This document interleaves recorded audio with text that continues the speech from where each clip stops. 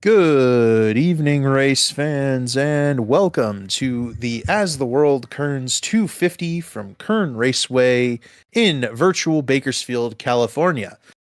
My name is David Westergreen. Joining me tonight are the producer David Huckleberry, our co-announcers Zach Evans and James Watson, and we will be discussing this half-mile short track racing with this next-gen car at Kern Raceway. And to bring in you guys in, I mean, this is a track I believe that the Belly Up Sports Cup Series has never been to. Zach, no trends for you to call out tonight, but what can we expect from this half mile short track? Well, I mean, we may not have any trends or data from Kevin Harvick's Kern Raceway, but I think we all know the trends when it comes to short track racing, on iRacing, generally speaking, in leagues, and especially this one. We can expect a lot of carnage, a lot of frayed tempers, a lot of contact, and honestly, a lot of guys are already running a little on the chip going into tonight's race anyway, based on whether it be last week's Cup race, other events under the Elite Racing League banner leading up to this. So, unfortunately, it could be a night where we see a lot of tempers and the like. Yeah, I think we'll definitely have to cover that quite a bit tonight. We do have a race suspension we'll get into, but James, I'll bring you in here. I don't know if you have any experience racing Kern Raceway, but in your experience with iRacing on short tracks, what is your expectation tonight, given that, we've seen these guys beating and banging and generally causing a ruckus during these races here on Wednesday nights? I adore this track. It is great fun. It's hard to have a bad time here, provided you're able to actually drive it normally and not under pacing conditions. Unfortunately, it being a short track, races do tend to be a bit chaotic just because there's so much less room to work with. And it really kind of varies on the car where the dominant line is. Like some cars, the running right down on the bottom, hugging the white line, Harvicking, haha, because it's Kevin's track. Anyways, hugging the inside line, or sometimes it's the middle line where you really want to be. So I'm really curious to see what the preferred line is going to be for everyone in passing and defending. But because of that, and because of how, again, temperamental the cars can be, I feel like we'll see a lot of incidents, a lot of, sketchy corner exits and what have you. I think you're absolutely right on that. And we'll jump straight into the grid here as these drivers line up. The 4D race where pole award winner is Ethan Stanley once again. Driver 91 taking home yet another pole award. I believe that's his third of the season. I could be wrong there. Jonathan Cutlip qualifying on the outside of the front row in P2. Tyler Fody and Gavin Hibbs there in row 2. Blake Reynolds and Leighton Norgard in row 3. Caleb Pecumer and Scott Crump in row 4, with Jeff Green and Ray Bracey rounding out the top 10. Gavin Higgins and David Tooker round out your top dozen. On the 7th row, it's Justin Wadsworth and Seth Rawls. Ty McIntosh will roll off 15th. Paul Mikolajczyk starting in the 16th position. Trey Holmes lines up 17th. Chad Frankenfield will roll off from the 18th position. Then you have Nick Massey and Corey Abbott rounding out the top 20. Zachary Rogers, 21st. Jesse Racimas, 22nd. Tate Lytle, 23rd. And Matthew Weeks, coming off that win last week at Auto Club, starts 24th. Gerald Campbell rolls off 25th. You also have Justin Vandermarl 26th. Brent Jones and Johnny Thomas in row 14. Ethan Burrell and Dusty Dewar rounding out the top 15. Michael Osak and Harrison Talon there in row 16, with Kyle Hanshaw and Michael Goodman in row 17. Ryan Schold and Carlos Acosta make up row 18. And then just to finish out the field, since there's only a few of them, Mark Rabilas, Garrison Hogan, Chris Wright, and Ryan Gavel round out your 40-car field here tonight at Kern Raceway. One driver that is not mentioned is Josh Adams. He was suspended last week for actions on Monday's Elite Rabilas Photo Xfinity Series race. So he will not be racing with us tonight for Shift Esports, and that'll make up our 40-car field. Boys, any picks tonight? I'll start with you, James. I'm gonna go with Jonathan Cutlip. He's been really close so many races this season. He's starting outside front row. I think this is when he finally ends the winless streak. Dave, quick pick. I'm gonna go with Blake Reynolds to break the Zach. ice. Scott Crump. Give me Tyler Fode taking home a win. Nobody took the pole sitter Ethan Stanley, though. The race is in his hands now as the pace car is off, and we are racing at Kern Raceway for the first time in Belly Up Sports Cup Series history. And the field bottles up a little bit down into turn 1, but Ethan Stanley is clearing away with the lead. And we'll see, can this field get funneled out a little bit and we get some laps to start this 250 lap race? Ethan Stanley will lead the first of 250 laps this evening on the half mile in Bakersfield, California. As there you see the battle for second. Jonathan Cutlip is going to ease out in front of Tyler Fode, who is now under pressure from Gavin Hibbs and Blake Reynolds. Fode and Reynolds already had a couple of run-ins this season, a bunch of paint shoving between the two of them. Reynolds up the track just a little bit into Gavin Hibbs there. I will say, it can be challenging, regardless of what car you're in, to hold that bottom here. It's a little deceiving with the arced front stretch and the banking, the super wide corners, but it is similar to a Martinsville in that it's a lot of braking and a fairly sharp corner. Not nearly as sharp as Martinsville, obviously. You have that banking to lean on, but it can be really tough to hug that bottom lane because of how severe that angle is. And the exit at turn 4 is really weird. It feels like the track kind of falls away a little bit. Not quite as extreme as turn 4 at Five Flags, but it loves to track out more than you really want it to. So it makes side-by-side coming out of turn 4 that much more difficult and a lot more easier to cause that big incident. Note, as we go on board with Ethan Stanley here, just behind his car on the graphic to the bottom, you can see Ethan Stanley is shifting every corner of every lap here around Kern Raceway. That's a feature of this next-gen car, unfortunately. This car loves to shift down into fourth, get that bite coming off the corner, and then go into fifth gear for the lower RPMs and the higher speed down the straightaways. So, I don't know if either of you really have run this next-gen car on a short track where you're shifting every corner, but doesn't that get a little bit tiresome? Really, you tend to get used to it. You tend to get a rhythm. I really don't think about it as much. It just kind of becomes muscle memory, and you get so used to it, it almost becomes kind of uncomfortable not doing it, especially with how used you are to how it makes your car go through the corner. Battle for third. Blake Reynolds got to the outside of Tyler Fode. He'll try that outside lane out. James, you mentioned how that outside lane potentially could work in. Zach, you mentioned how tough it is to hold it on the bottom. Tyler Fode, not usually a guy that defends from the bottom lane. He's usually one of those guys who runs that top lane. Tyler Fode falls back to third. Fode falls to fourth. Reynolds up to third right there. And in the picture, I want to point him out because we really haven't talked about him a whole lot this year. Caleb Becumer's having a really strong start to the day. He's keeping up with this front pack there in that 59 car. That is a pretty good run for an unchartered car, an open car here in the Elite Belly Up Sports Cup Series. Yeah, definitely a strong showing for Caleb Becumer to start this race, and obviously a long way to go. We'll see if he can keep that car 59 out front. Battle here between Ty McIntosh and Jesse Racimus. That is a battle back around the 19th and 20th position.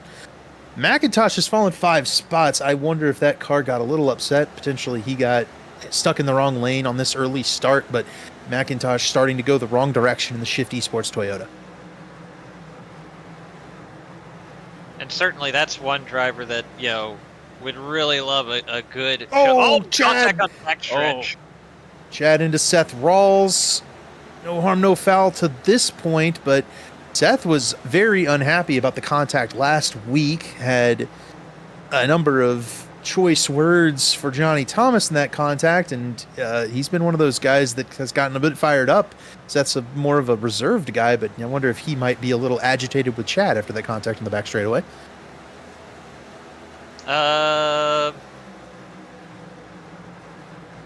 I'd have to get another look at it. I'm not sure what exactly happened there, but obviously there was the contact between those two drivers. I'll try to take a look at it real quick so we can stay live on the action since we did stay green. Tate Lytle now underneath Seth Rawls, working past the 25 car. I think the 25 car might be a little bit hurt. Nick Massey has also jumped to his inside here. So here comes Racimus. Zach Rogers back from a little bit of a hiatus as well. You've also got Gerald Campbell and Ty McIntosh, as we mentioned before, working back into the picture here. So Rawls, with that damage now on the right front, might be suffering a little bit. And, James, we typically see at short tracks that damage on the car doesn't really yield a lack of speed, but is that different here at Kern? It is and it isn't. You don't really have to worry about it with this car because it takes a lot to get aero damage, and it takes a still decent hit to get that suspension damage, but you can be a little rough with it and not have to worry about it really killing you, unlike, say, a normal short track car like a late model stock or even a truck around here. That's perfect. While we were on that too, I think Rawls' car is probably fixable based on that. Blake Reynolds has bypassed Jonathan Cutlett for the second position right here. So up in the top 5, things are moving. Another guy on the move is David Tucker, who has risen up to the 9th spot into the top 10 in car 19. He has risen 3 spots from a 12th starting position. That's a car that's, he started off the season really strong. He's missed a few races. That's going to impact his ability to get into the championship on points. I think Tucker might need a race win at this point, if he's even still championship eligible and chase eligible here, because he's missed a few races.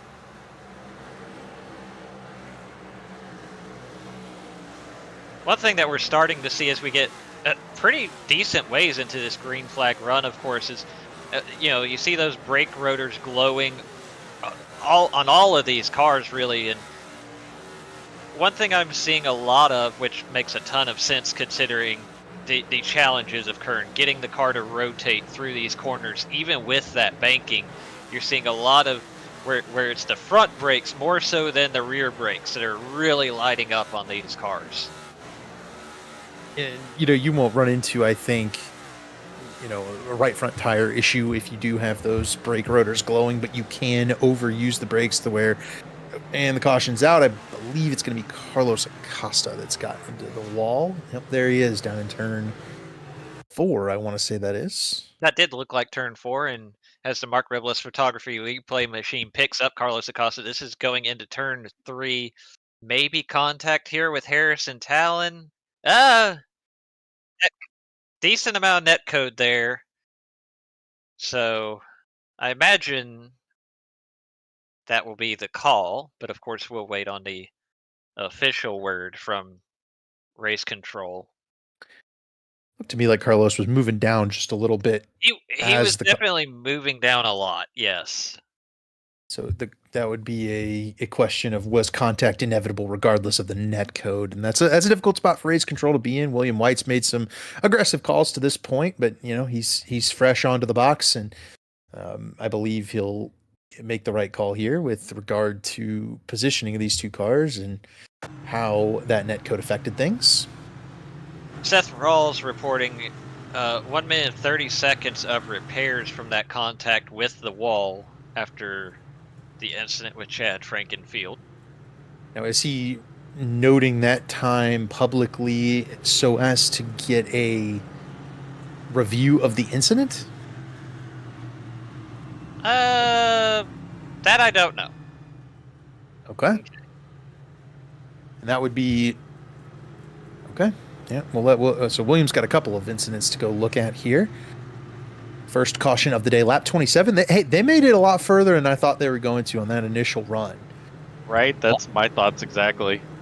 But the thing we've seen with this group is that they have gotten off to a good start a lot of times this season. They got the first run of the race is usually the best one.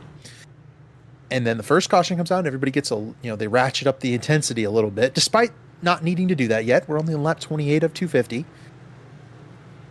And then another caution comes out. Somebody oversteps, and then we re-rack, and the intensity ratchets up again, and it snowballs. So we're hoping that does not happen here, but that is the trend that I've seen for the season. As I believe we're on to green here. Yes, we are. So it'll be Ethan Stanley on the outside lane for this restart. Blake Reynolds starting on that inside groove. Tyler Fody and Jonathan Cutlip there in row 2. Leighton Norgard and Gavin Hibbs up in the top 5. Pace car should be off. We're coming back to the green flag here, and Ethan Stanley is on the loud pedal, and he gave up that bottom lane to Blake Reynolds on this restart. We'll see if that pays off for Ethan Stanley here in turn 1.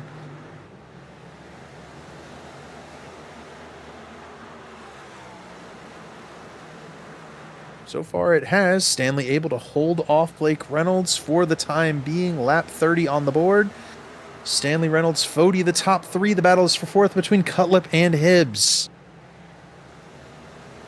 Oh, head on into the wall. Justin Vandermarl, maybe? I couldn't quite make out. Yep. Car This 80, was a Justin hard Vandermarl. hit into the outside wall you're going to see on this replay here. This is going to test out James's. This is going to test out James's theory of whether or not the car can take some damage. And it looks like there might have been some contact from Brent Jones into the side of Justin Vandermarl. That. Oh. Yeah, I don't. Even this car can't survive that. I think that even KO'd the motor. That is a lot of. There's a lot of instability caused by a very light amount of contact. I'm a little surprised by the way that car reacted. Very surprising. Very surprising. I agree with you. I mean, certainly, no doubt Brent Jones comes up the hill there and gets into the left rear of Justin Vandermarl, but I would have never expected the car to turn to just snap, because I'm sure Justin corrected to the right after the contact, but for it to snap like that is wild. These guys might need to watch out for that, I suppose. That's a quick way to end your race, and I'm certain Vandermarl's now, in the garage, not real thrilled with the outcome there. But as we watched that replay, it didn't look like that 80 car was, the 89 and the 80 made a whole lot of contact, and it just resulted in the 80 car flying into the fence. Did we ever receive word on either of the 2 previous caution incidents from race control? I haven't had anything come across my monitor. I just sent a message to race control asking them to catch us up when they get a chance. Perfect. It's lap 33 of the As the World Kerns 250, second caution of the day.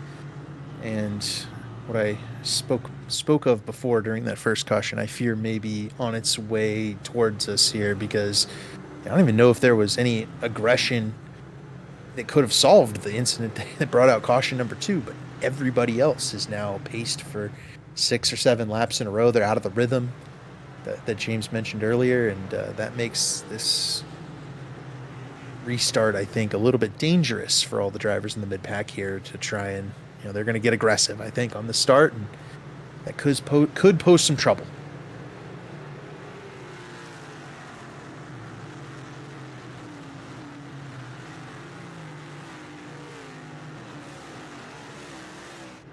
Base car is off. Ethan Stanley will take us back to the restart zone. He will once again restart in that outside lane. Green flag back on the speedway. We're racing again, lap 35 going on. And yes, Chad Frankenfield will get the severe damage tally. I believe it's a tally. You guys might need to correct me on that one. Yep. Yes. That contact head did look like it was involving that 15 car, so he will get a tally 1 out of the way. And as Zach's mentioned before, it's kind of like your freebie. You get one, but you really can't afford to go after another.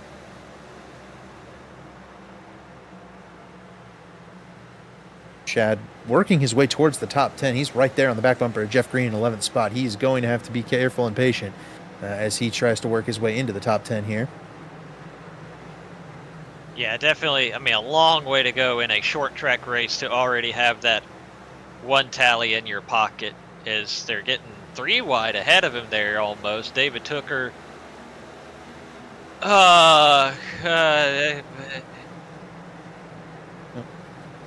Okay.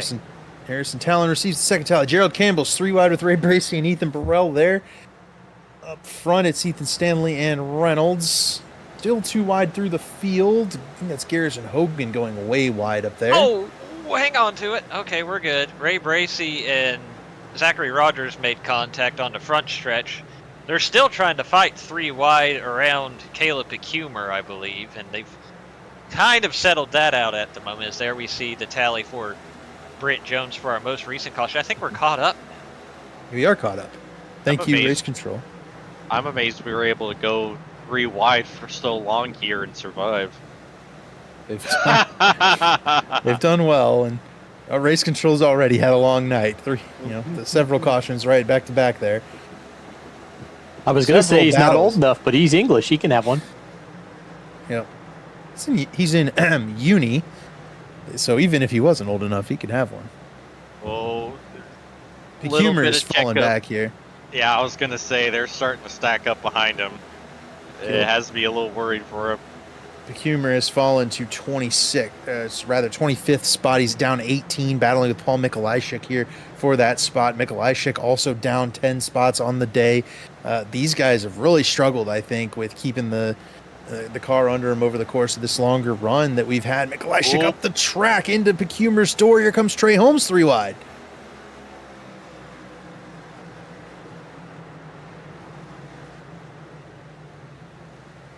Oh man, Lincoln again, Trey Holmes. Yeah, that's been an issue for Trey all season long. Up front, Blake Reynolds did take the lead from Ethan Stanley while we've been watching this battle. It would have occurred a couple of laps ago, I believe.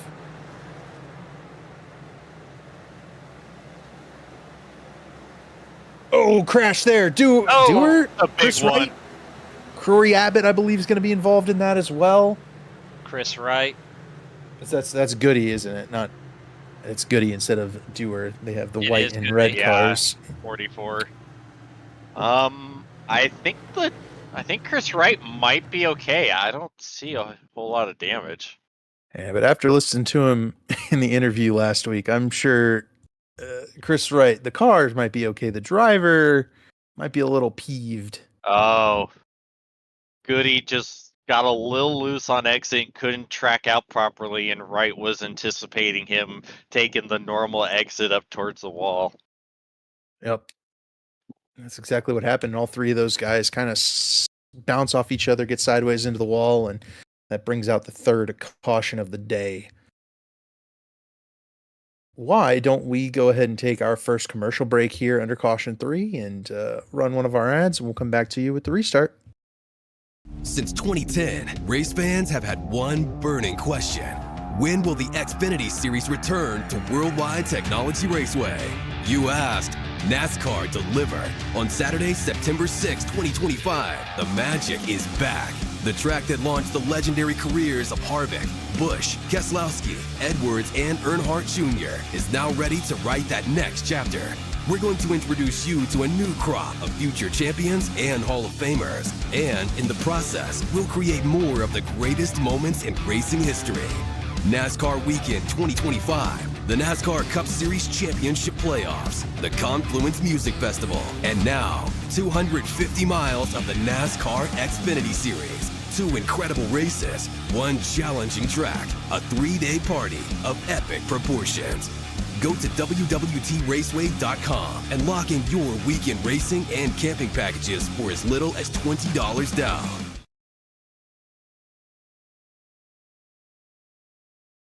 Welcome back to the As the World Kerns 250. Michael Goodman still on pit road with damage from that incident. He will join Justin Vandermarl with damage on pit road here. He does not have damage from that incident. Is that from later?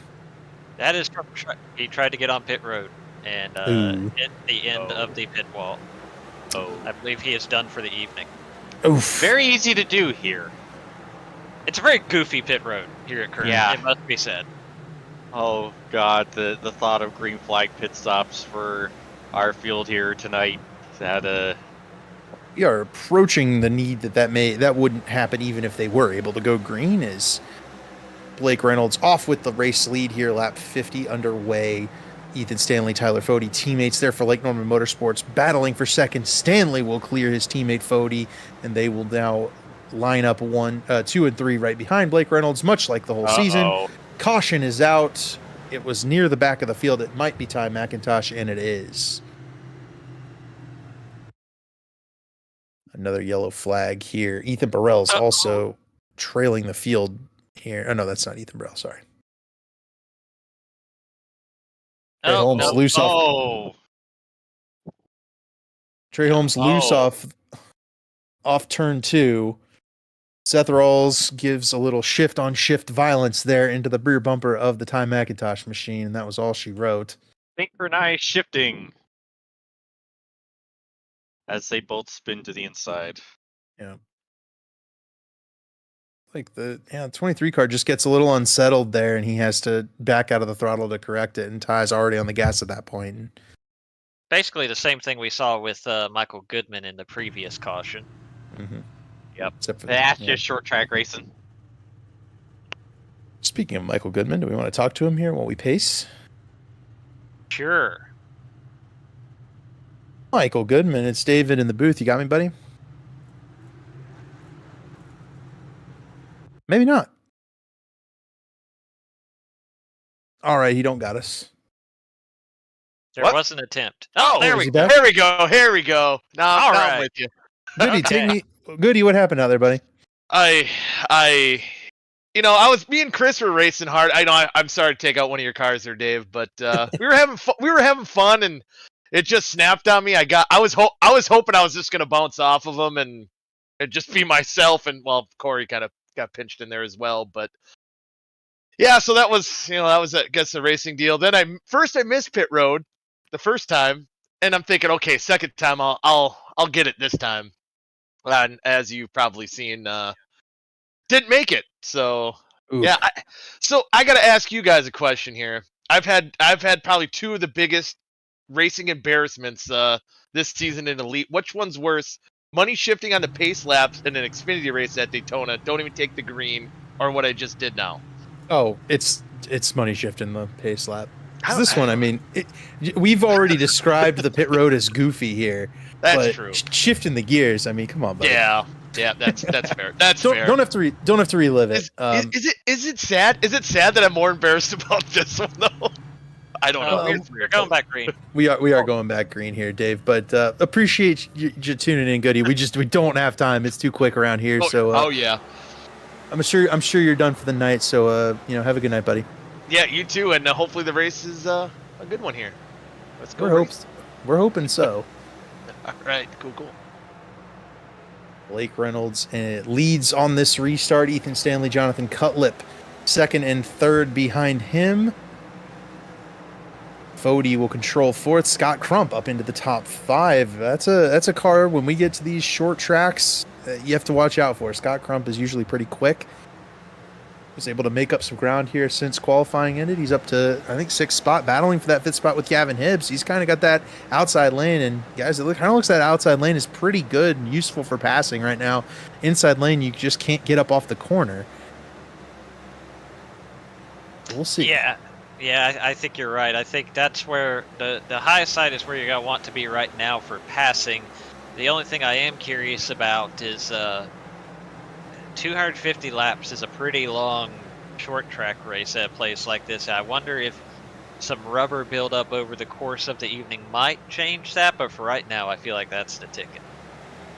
Scott Crump does complete that pass on Gavin Hibbs. The battle is just behind them between David Tooker and last season's champion Justin Wadsworth. Jeff Green is there in 9th with a Leighton Norgard battling Chad Frankenfield for the 10th spot. Wadsworth take over 7th, and now it's Norgard and Frankenfield for that 11th or for the 10th spot back there, just behind Jeff Green. And Nick Massey just did it right there. Now they're 3 wide, but I was going to say, if you're running that outside lane, it looks like it's kind of easy to slip up into that third groove, and that's not somewhere you want to be. As Gerald Campbell goes up the track, pushes Massey up the track. Not a whole lot of room down the back straightaway, boys. Oh, and they're 3 wide again. Oh, that's a little bit of a late move by Scholl, but they pull it off and survive somehow. Good short track racing right there. Massey, the one who kind of is falling back, but he had gotten into that third lane. Seems like that's kind of a death knell if you go up there. Yeah, there is such a thing as too much inside. Just having to take so much longer of a way around that it's just not worth it. But Sheba trying the deeper edge of the pool, just not working. Corey Abbott, the latest venture up there. He'll go 3 wide with Ethan Burrell and Johnny Thomas. Burrell moves forward. Ethan Burrell is a car that struggled a little bit in qualifying. Qualified back in P29. That's not a typical run we see from Ethan Burrell. Now he's working his way forward right here. He's up into 22nd spot if he gets around Nick Massey. Massey into the back of Paul Mikolajczyk. Massey sideways. Massey around.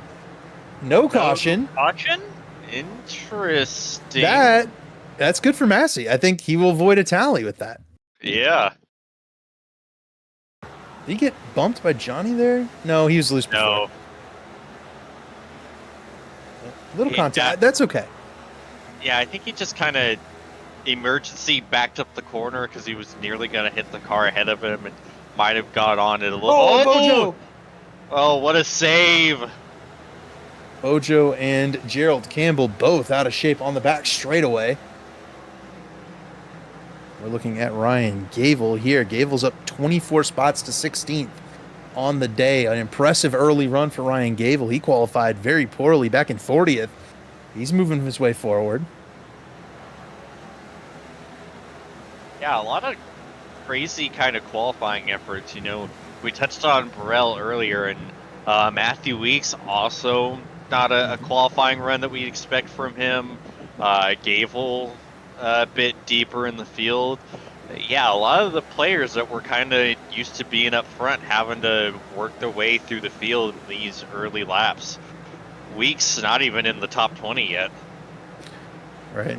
Tate Lytle, another one. He's up to 10th now on the day, but he qualified 23rd. That's a net gain of plus 13 right now for Tate Lytle, but he is had to risk some, poor fortune on that car to get up there. And as we look into this battle outside the top 10, Jesse Racimus has gotten around Chad Frankenfield, Gavin Higgins, and Michael Hosack side by side there off turn 2. Hosack might have gotten a little piece of the wall there, but it's all short track racing, and they continue on. Ethan Burrell working his way forward. Did Ethan Burrell come down pit road and get 4 fresh tires on the last caution flag? Because that's kind of what it looks like here. Is that 37 car's got a lot of bite. So here's a question for you, Zach. We've heard 180 laps or so. Burrell pitted lap 45. Does he need to pit again?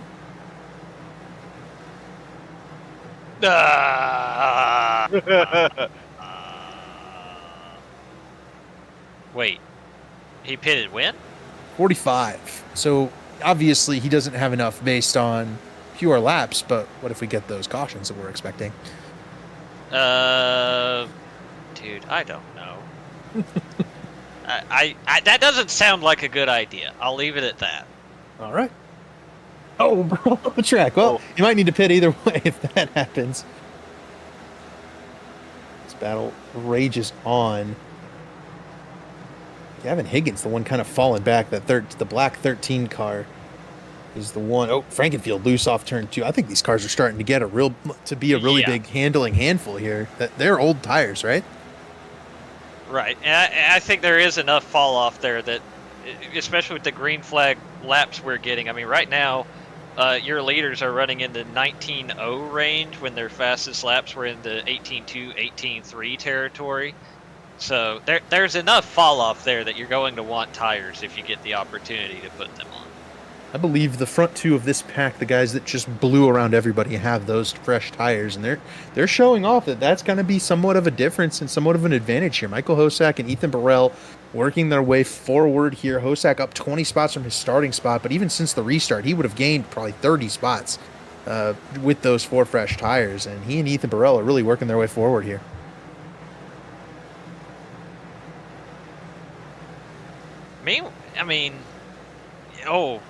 Real big bottleneck there behind, I guess that's a Leighton Norgard. Still, this battle trying to sort itself out with Chad Frankenfield and Ryan Gable. Again, Chad has that tally from earlier in the evening. He's got to be careful here. Yeah, and we've seen him a little bit loose on the bottom of the racetrack here, where that car got unstable, and if that car gets unsettled and Chad spins out, even if he doesn't hit anything, if that caution waves and he gets a tally for it, that's race over. Oh, I'm sure he's appealing the first one, but True.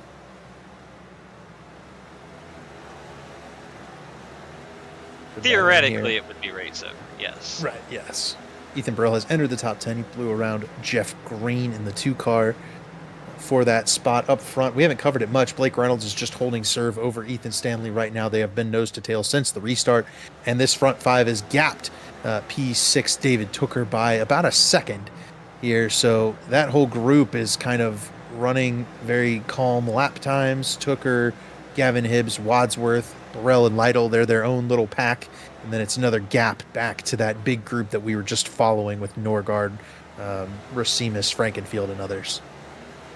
It's been a lot of cat and mouse amongst that top 5 as now we look a little further back here with Ryan Gable, Jesse Racimus. But yeah, they just, they kind of ebb and flow in that top 4 or 5. Somebody will get real close, like right now Tyler Fody is sizing up Jonathan Cutlip a little bit, but then it kind of fades back for a little while. It looks like they're just really struggling to find enough of a run to really make a pass happen. Right now you see Ethan Stanley trying to move around a little bit, find a way around Blake Reynolds for that lead, but he hasn't really been able to pull even alongside to really threaten for the lead. And these guys up front just appear to be real even. It's really making it difficult for them to even attempt a pass. Because we're at his track and he said something about it this week. This reeks of this particular Cup Series car needing more horsepower. Is these drivers are just unable to separate themselves. They're just the blanket's thrown over them, but they really can't go anywhere. And so you've got 4 of the best in the series: Blake Reynolds, Ethan Stanley, Jonathan Cutlip, Tyler Fody, just unable to make a pass, unable to go anywhere really. And that's, I think for now it's fine, right? Ethan Stanley's going to try and get underneath Blake Reynolds right here, but I think ultimately he'll have to fall back. It's going to be later in the race when we start to see if you can't make a pass like that, that's when the bumper comes out and you start making contact in order to make that pass. And that's where we get some of the adventures that we've been on this season. So far, though, it's been pretty clean for a short track race in this Belly Up Sports Cup Series. I have been pleasantly surprised to this point. Yeah, the only really attempt we've had at this track was in the truck series on Sunday night last season. We had a 20 caution race in 150 laps, and that was kind of my bar for the evening, right? Especially with hearing some of the complaints from the drivers on how the car was handling.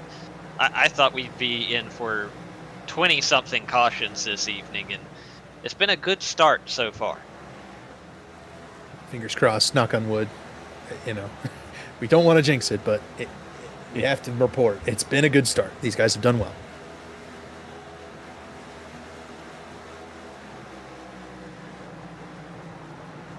Looking back into the field a little bit here, Ryan Scholl battling with Caleb Becumer. That's a battle for 24th. Becumer likely on fresh tires after having some difficulties in falling back into the field on that first run. Johnny Thomas just behind them. Right here is the battle but for, I think, 22nd between Paul Mikulajczyk and a Leighton Norgard. And they're about a second or so behind Zach Rogers in 21st. How about this, guys? Garrison Hogan, 31st spot right now, not making ground up. He is mired in the field, and that is I would call him one of the fastest guys in this league and one of the better drivers. And obviously, Chris Wright disagrees, but I think that's a guy that I expect to be kind of in contention, or at least in the top 10, just about everywhere we go, and he's struggling right now. Yeah, it's shocking to see, and I feel like short tracks are pretty much in his wheelhouse, but I don't know if he's just chilling and saving. But yeah, you figured he would have made a lot more ground than just chilling here in 31st. Right. Well, it's worth noting the leader's not too far behind. They are into the back straightaway here, and leader's coming off the turn behind them. So, Reynolds is getting ready to put a lap on Nick Massey in the 48 car. And then, in fact, has done so. So, Blake Reynolds is going to start encountering some lap traffic, and that might shake up this battle for the lead a little bit. It certainly could, and in fact, it caught Ethan Stanley at a bad time. Nothing Nick Massey did wrong, but Ethan Stanley wasn't able to track up to that wall on corner exit out of turn 2 because Nick Massey was still there, and that has definitely cost him some ground to Blake Reynolds. Now, of course, the roles may reverse the next batch of lap cars. Maybe Blake Reynolds catches Carlos Acosta at a bad time, and that gap closes back up again, but that's definitely going to be a factor, and probably not one a lot of these guys expected to run into tonight. No.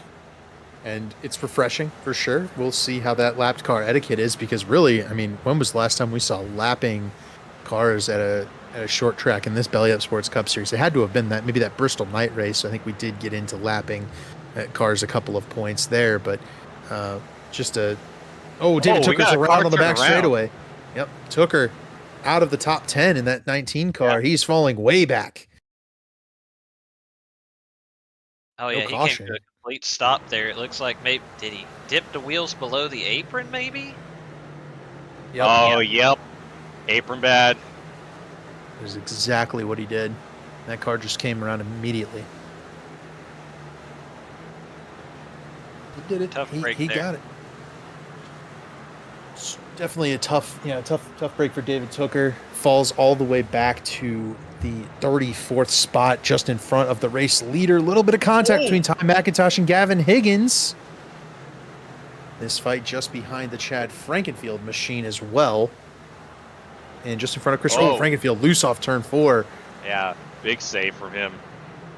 He's going to have to continue to monitor the driving of that 15 car. He did not come get tires on that last pit stop. A lot of the guys that are around him right now did. So Frankenfield not in a particularly advantageous spot here. Ethan Stanley had thoughts of a move going into turn 1 this time, but they had just caught Carlos Acosta, and he kind of had to temper his expectation there. But definitely, this is the most I've seen Ethan Stanley really apply the pressure to Blake Reynolds here in this green flag run. Yeah, it's worth noting, he closed in from that ground he had lost from getting around Nick Massey as well to put this pressure on. Right, and this is a run where we're going to see who's got the best, long run stuff. And I'm not going to lie to you, I did not expect to say those words tonight, but this is a battle that we've seen all season long, right? The 66 and the 91, as we did not clear through stage 1 there. I did forget it was lap 100. I was thinking it was halfway.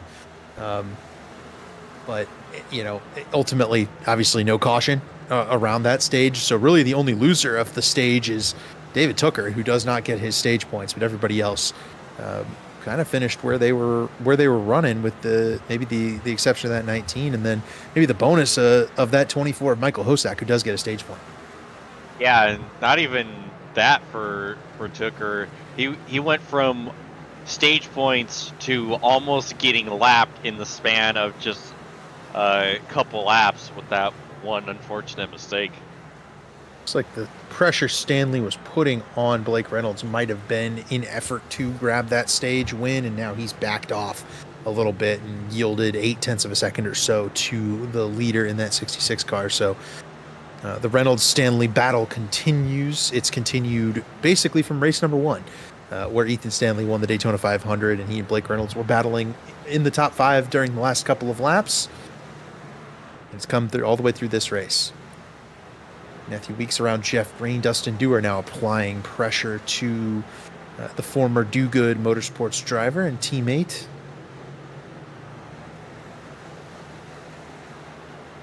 Here comes Dusty down to the bottom. And Dustin is one of those drivers who put on tires at lap 45, so he's been working his way forward. Ethan Burrell, another one of those guys that we've been keeping an eye on. His pace has been a little more come and go these last few laps. I'm wondering if maybe he started to use up some of the good on those tires, or if maybe he's laying back a little bit and trying to size up the cars he's around now that he's worked his way into the top 10 and almost into the top 5. But there's definitely an advantage to those fresher tires, but it's not overwhelming. Right, and those guys have less of an advantage, I think, overall than you might get now. Right, somebody's gonna, short pit this or try to figure out how to, make the pit stop work here. But I mean, this is a very long rhythm run that we're seeing, and some guys are gonna be worse off than others here. Oh, Chad got bumped by Ty McIntosh. He saved it. Whoa, barely. Oh no! Oh, he's still saving it. And that, when you slide the tires on this next gen car like that, it is going to really upset the balance of that car. And Chad was already struggling a little bit with the handling on that 15. Now he's going to have to cool those tires down, keep this thing under him for a couple of laps till those tires settle out. Yeah, it's so easy to flash heat the tires, especially the rear, especially at a track like this. Like, you always burn the right front off pretty easily on this car, but you also burn the right rear off a lot easier than you think. Even if you're really easy on your throttle, really rolling on it, taking your time, they just always seem to heat up and wear. Maybe not necessarily percent-wise, but definitely heat-wise. On a track like here where you're carrying a lot of lateral load off of the corner, they're definitely under a lot of stress, and you have to be careful with that. That's why you see a lot of cars loose, like a big wiggle from Garrison Hogan right there too. Hogan has started to pick it up a little bit on this long green flag run, up to 26th. We last discussed him when he was back in 31st. He's bypassed those, couple of guys that are right behind him there, Norgard, Brett Jones, Ray Bracey, all hanging out at this back end of the top 30. Up front battle maybe brewing for fourth between teammates Tyler Fody and Scott Crump, working after one another here. Crump using that bottom lane. I'm not surprised by the results so far from that Scott Crump machine. I think this is a car, just about any short track where you have to be smooth on the throttle on corner exit and very delicate on the brake pedal on entry. Someplace like a Richmond, for example, is, this place is not dissimilar to Richmond, and Scott Crump running in the top 5 is no shock, because the way the entry to these corners it's familiar, I think, and Scott's pretty good at Richmond, so feels like an apt comparison. Yeah, plus Scott is a very decorated and experienced short track guy on the sim too, so he's got a lot of experience at tracks like this, and the technique you have to use, and really having to conserve your stuff and be smooth on the inputs. These guys are, I think the longest run that they would have expected going into tonight. We're approaching, I think, 70 laps under green right here. Yeah, something like that. Yeah, you'd have to do a little math to line that up, but this is I'm wondering how many guys actually practiced getting this far into a run. In a typical practice, especially for the Elite Racing League, a lot of guys are, I won't say they're unserious, but they're practicing qualifying runs, right? Over pushing the car, spinning out a little bit. It's real easy to never really get a chance to go 50, 60, 70 laps in a run at a short track to feel how that car is going to handle over the course of a long run. And typically you don't need to. These drivers are usually kind of bouncing off of one another. Today they're minding their P's and Q's quite nicely, and we're into a really long green flag run here, but that puts in some additional unknowns, like when do you pit? Are there tire woes that could potentially be down the horizon here? Now let's this side-by-side battle right here. You have David Tooker, who obviously had his spin earlier. He's trying to get away from that 66 car you see in the frame. That is the leader, Blake Reynolds, who has caught this gaggle of cars at the tail end of the lead lap. First 00 Gerald Campbell, but then Ray Bracey, David Tooker, these guys, they're thinking the caution could come out at any point. We want to stay in front of the leader. If we're not in front of the leader, we're going to be fighting for the free pass after that. This is going to get really hairy for these front runners as they try to get through this group of cars. Right, and these guys are by no means required to roll over for the race leader, right? This isn't, road racing, Formula One, etc. Right? These guys are battling for their effective race here, because if you get trapped a lap down at this short track, it could be very difficult to get that lap back if guys keep going a lap down and cycling their way back forward with that lucky dog, and there may not be an opportunity for a wave around. So Ray Bracey, Leighton Norgard, David Tooker, they're going to fight their hardest here to try and stay on this lead lap. Gerald Kimball already down a lap. Reynolds alongside Ray Bracey here, and while we have him on the screen, I do have to shout out that car Ray painted for his Quick Shift sponsorship, the mellow yellow car. That thing looks absolutely excellent.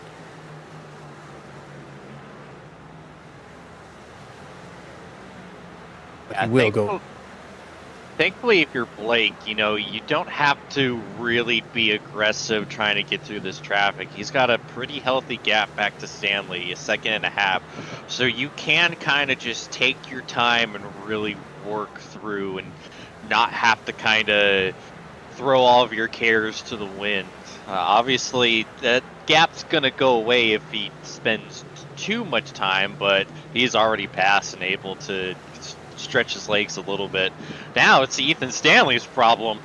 Mm-hmm. Yeah, clinical work there by Blake Reynolds to get through the lap traffic there, and all those guys were very respectful of the race leader, right? Like I said, you don't have to let him by, but you also don't have to pin him down and bounce off of him and generally,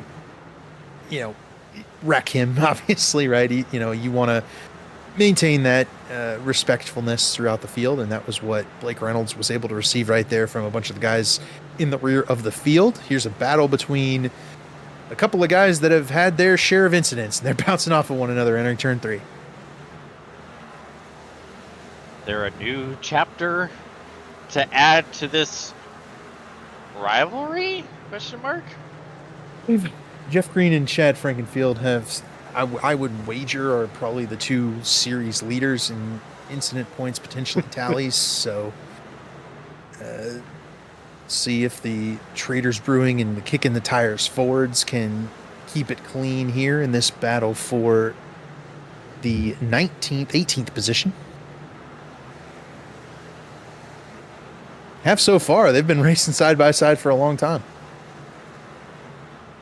Yeah, it's like what we touched on earlier. If you're big save by Dewar. Oh, and he still hits the wall, though. That's a tough break for Dustin Dewar. Knocked the rear quarter panel off that car. I imagine there's got to be some wheel damage there, too. Yeah. Yep, that's not good for Dustin Dewar. And I imagine we're getting into that point of the run where we're going to see that more often from some of these drivers, where the car's just going to start to step out from under them. That right rear tire is starting to wear really badly. Oh, obviously, Dustin Dewar, the caution. There it is. And I think it was Dustin Dewar, unless there was another incident on track. It might have been a little bit of a hair trigger yellow from the iRacing automated system if it was Dewar. I think it's going to be too. I'm sure that this car has upset the balance there. The rear damage, the potential wheel damage. And he stays in the lead lap. That was Blake Reynolds right there that entered your screen on the right. Dewar does remain on the lead lap. David Tooker's going to get the lucky dog. Caleb Becumer is that car right there that did stay on the lead lap just barely, in addition to Dewar. So 25 cars on the lead lap right here as Blake Reynolds will lead the field down pit road. And I think this will be a yellow that everybody has to come and pit down on if you want to, because Ray Bracey and Leighton Norgard followed Reynolds down pit road. That gives Reynolds, Ethan Stanley can't catch the whole entire gap there. So Reynolds will have a very clear shot coming off pit road. And we probably need to go a break here as well. But, I mean, you saw just there a lot of guys having trouble with that pit entry like Michael Goodman did earlier. Yeah, Goody was very nearly not the only one to do that. Yep. So let's hit another ad here if we can, and we'll be back for the restart.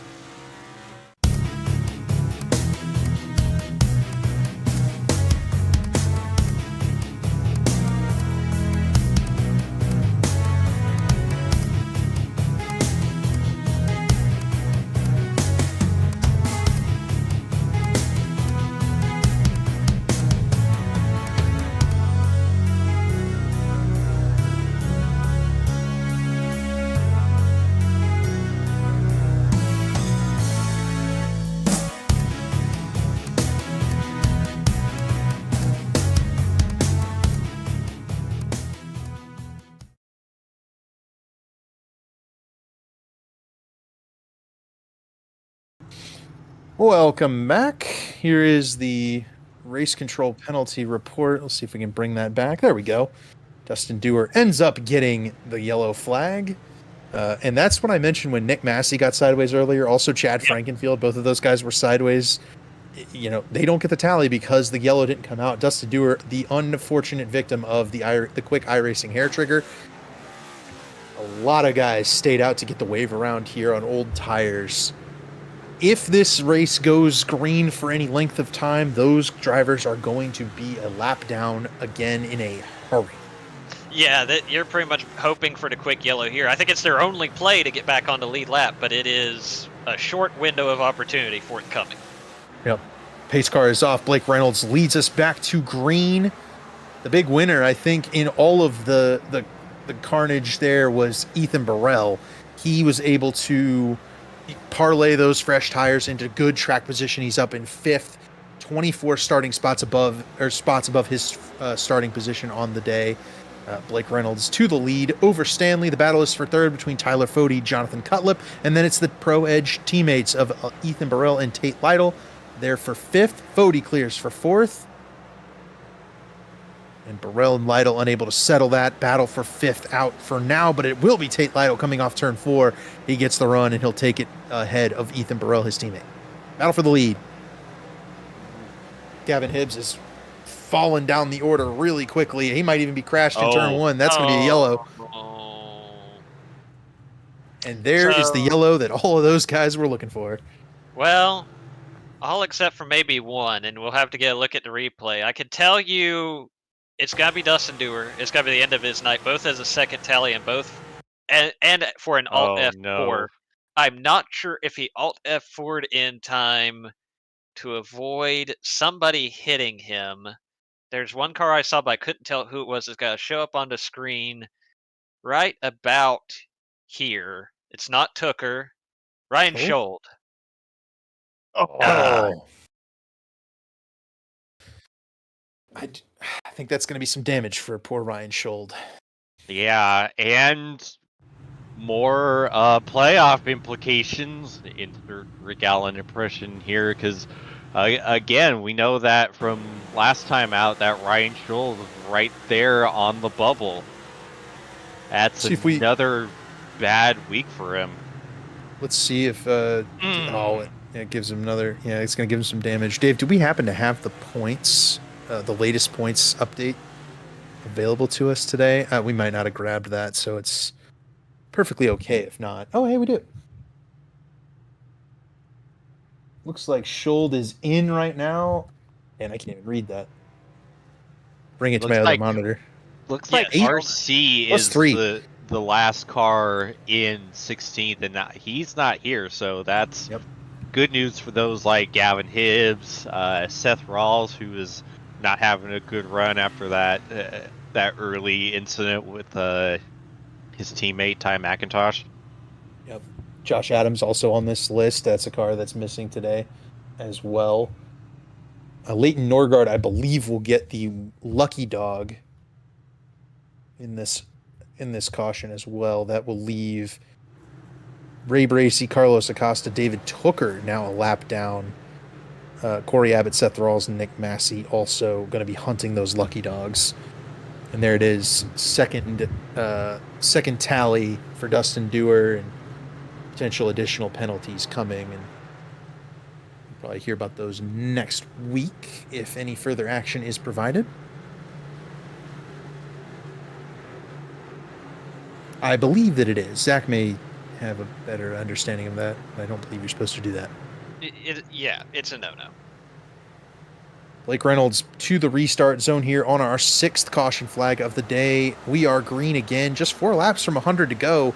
The race has actually flown by pretty quickly. Reynolds has dominated the event. Ethan Stanley, the pole sitter, trying to fight back and get the lead away from the former iRacing pro driver. Reynolds, Stanley, Cutlip, Fody, the top 4. Tate Lytle and Ethan Burrell again side by side here after this restart.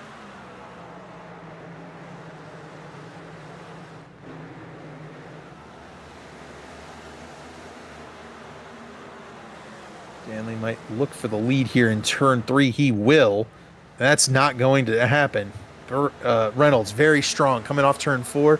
He will retain the lead over Ethan Stanley. Cutlip and Fody following in the tire tracks. And the first battle, oh man, Michael Hosek, I was just going to mention it. Good run. Now Gavin Hibbs is spun sideways in turn 2, and the caution is out again. Big crash here on that. Gavin Hibbs is going to be really upset here, and we'll see why on the replay here.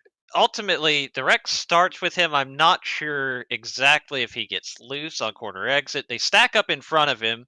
You see Hosek slide up the hill. Racines goes for the crossover. So there's contact there between Hibbs and Rogers. Oh. And then now he should be fine. Nope, he's not fine. Ryan showed right into the back of him well after he had kind of regathered that car. Jeff Green with some contact. Paul Mikulajczyk with some contact in this as well.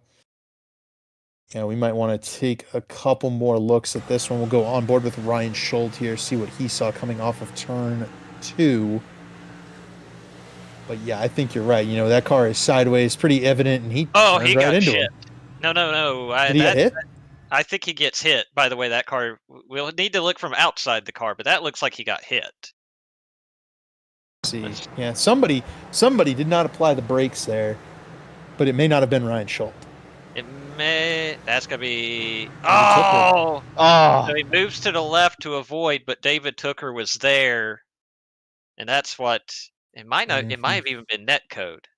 It might have even been netcode. We'll get a better look at it here, but I think that's where it's gonna go astray. Is they both go to the left and they just kind of meet in the process there.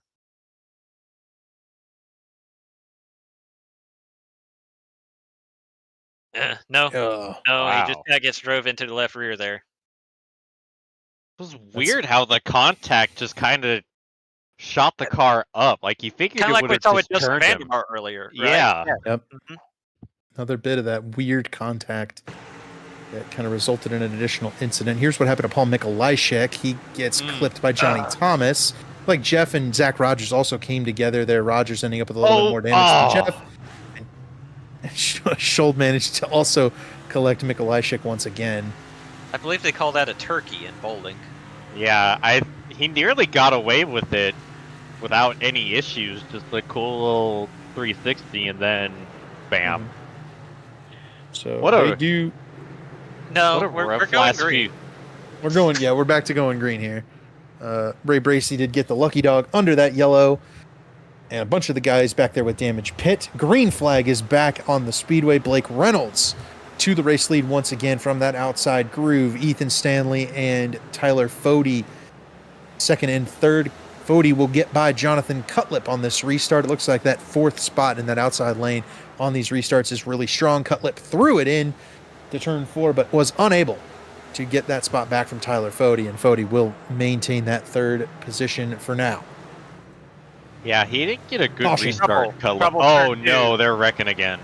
Contact's parking in lot. it. Rebelus is in it. Thought I saw Johnny Thomas. I'll have to. Let's see here. And Hosek had he had been up in like 8th, and now he's been spun around a couple of different times, and yeah, I think he's just going to overdrive the entry of turn 1 right here and get loose. Yep, catches Gavin Higgins. That's who it is. And you have there's Johnny Thomas getting the damage. Yeah, Johnny gets in the wall trying to miss that, and then there's where Rebelus gets into it. Carlos Acosta's just got to give a little kiss. No harm, no foul there. Maybe one more look, and then we might try to grab some ad reads.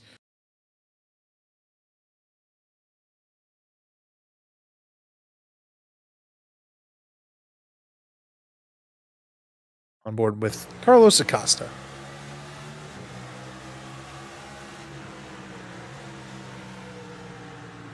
There's the spin on the brakes, little contact with Jeff, little contact with Mark. So Dave, who do we have to thank for sponsoring the event tonight?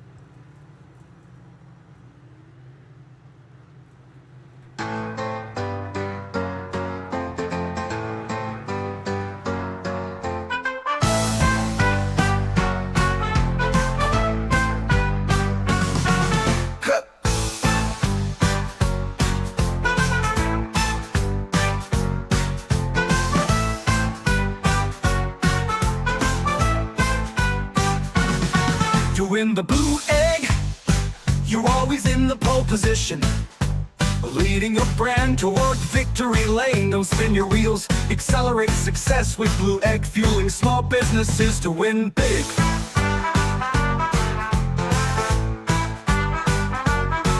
Fueling big to win big. Blue egg, fueling small businesses to win big. Ooh, ooh, big.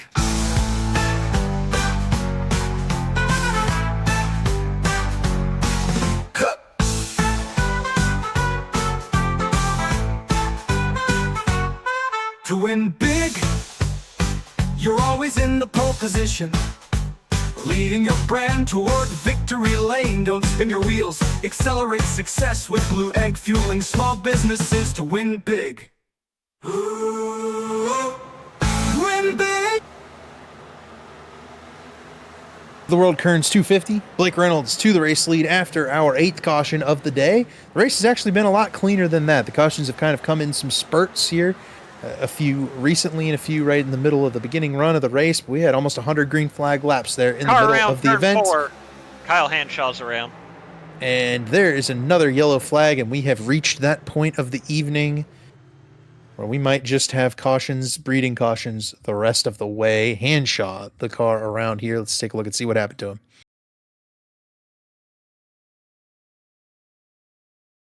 him. That looks like the same type of contact that we've been kind of mentioning all night long. Yeah, just the slightest little brush, and that's enough. That was pretty naughty by Donald. So Hanshaw goes around. I do want to shout out the guys watching in the folks watching in our YouTube chat. Shay Mitchell has spoken tonight. Hopefully he's doing all right. He had been a part of our race control team this season. Also want to shout out Jay Connor, Neil Rutt, and Kurt Gibson. I want to say real quick, if I'm Ethan Stanley, I'm punching the air right now. He had a great chance to fight with Blake there right before that caution came out. They were pretty well side by side. That was the closest the battle for the lead had been in some time. Stanley just absolutely nailed the restart. Campbell does get the caution contact. Yeah, here comes Ethan Stanley. I do think, if look at that. Great turn 2 for Ethan Stanley. He was there, ready to fight for this lead. And, if there was any tire saving going on before, that's not really happening anymore. The gloves are going to come off for these guys. And as this race boils down, these drivers are going to get a little more aggressive, and we'll probably see some fireworks. So stay tuned. Cautions breed cautions. They do indeed. And with that caution, I'm going to make sure I have. So Ryan Schold, one of those guys who's going to be getting his lap back right here, I believe. It was either Schold or Acosta that got his lap back on the last yellow. There are still several drivers that are a lap down that could get a lucky dog going forward. Pace car is off. Blake Reynolds and Ethan Stanley on that front row. Jonathan Cutlip and Tyler Fody in the second row. Green flag is back out. And Reynolds off to another really good start, but Ethan Stanley was really strong through turn 2 last time through. Let's see if he gets there again. He sure will. I have the chance. Caution's out. Turn 2. Several cars. Paul Mikolajczyk. Yeah, several cars got collected, but I believe it started with contact from behind to Trey Holmes. Is that Caleb Pecumer that maybe gets into him? Yep. Yes. And then that's got to send Holmes up into Mikolajczyk. And then they just kind of pile up towards the outside wall. It's going to collect Chad Frankenfield. Oh, that might even be big damage for Chad Frankenfield. Jeff Green's going to have nowhere to go in this one. That might be it. Gavin Hibbs got on the brakes, and nobody hit him in the rear. Got to be thankful that that occurred this time.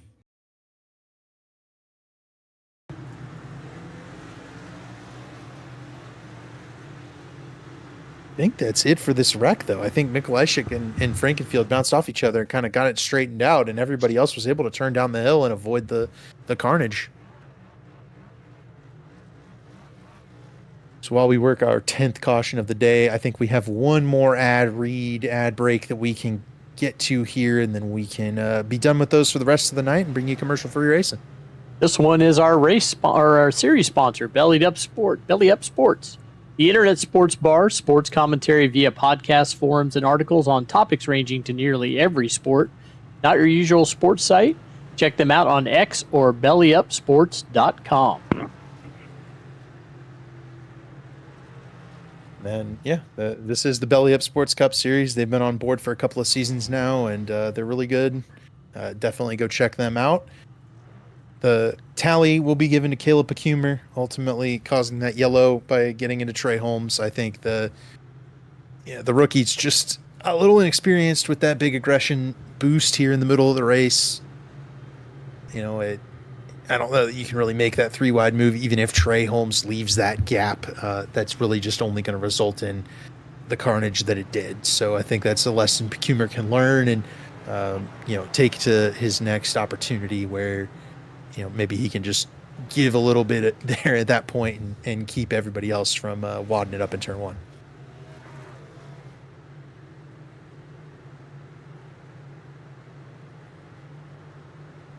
The pace car is off once again. Blake Reynolds, the race leader. Ethan Stanley's had two really good opportunities at him the last two times through turn two.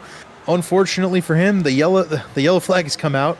We'll see if we can stay green long enough for Ethan Stanley to mount a charge after Blake Reynolds. Green flag back out. Lap 169 of 250. Ooh. Another good runoff too, but this time I think Stanley might have gotten a little bit into the Blake Reynolds machine. He'll fall in line behind Reynolds, and Tyler Fody and Cutlip will be side by side for third behind the two leaders.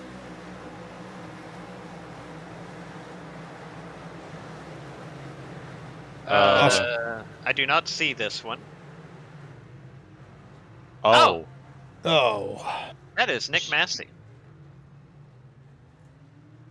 48 car in the outside wall. Harrison Talon looked like he was also involved in this one. And oh man, Tooker got into Ray. Oh no, Ray.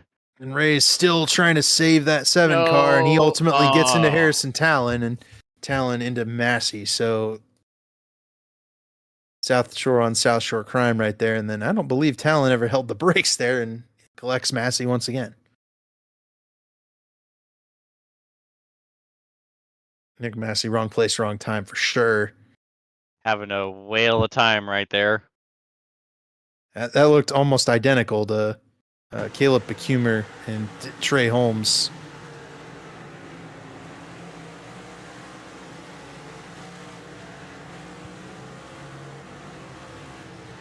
Tooker got into the door of the Ray Bracey machine, got him sideways, and Ray trying to collect it, but ultimately ends up running into the Harrison Talon car, which results in the yellow flag.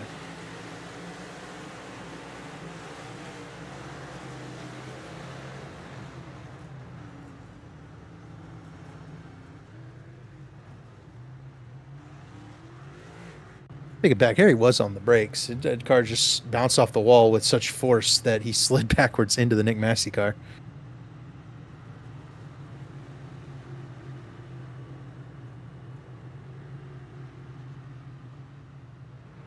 Well, boys, we had 100 green flag laps in a row there. Now we've had what, 6 cautions in a row, basically. Quite a few. Yeah, this is kind of starting to turn into what we were anticipating, but at least we did get that awesome green flag run there in the middle stages. So this is definitely what Blake Reynolds is looking for, right? In terms of how he wants this race to finish. I mean, he basically is hoping that this thing just continues running caution after caution until the end, where he can just continue to maintain the jump on the restarts.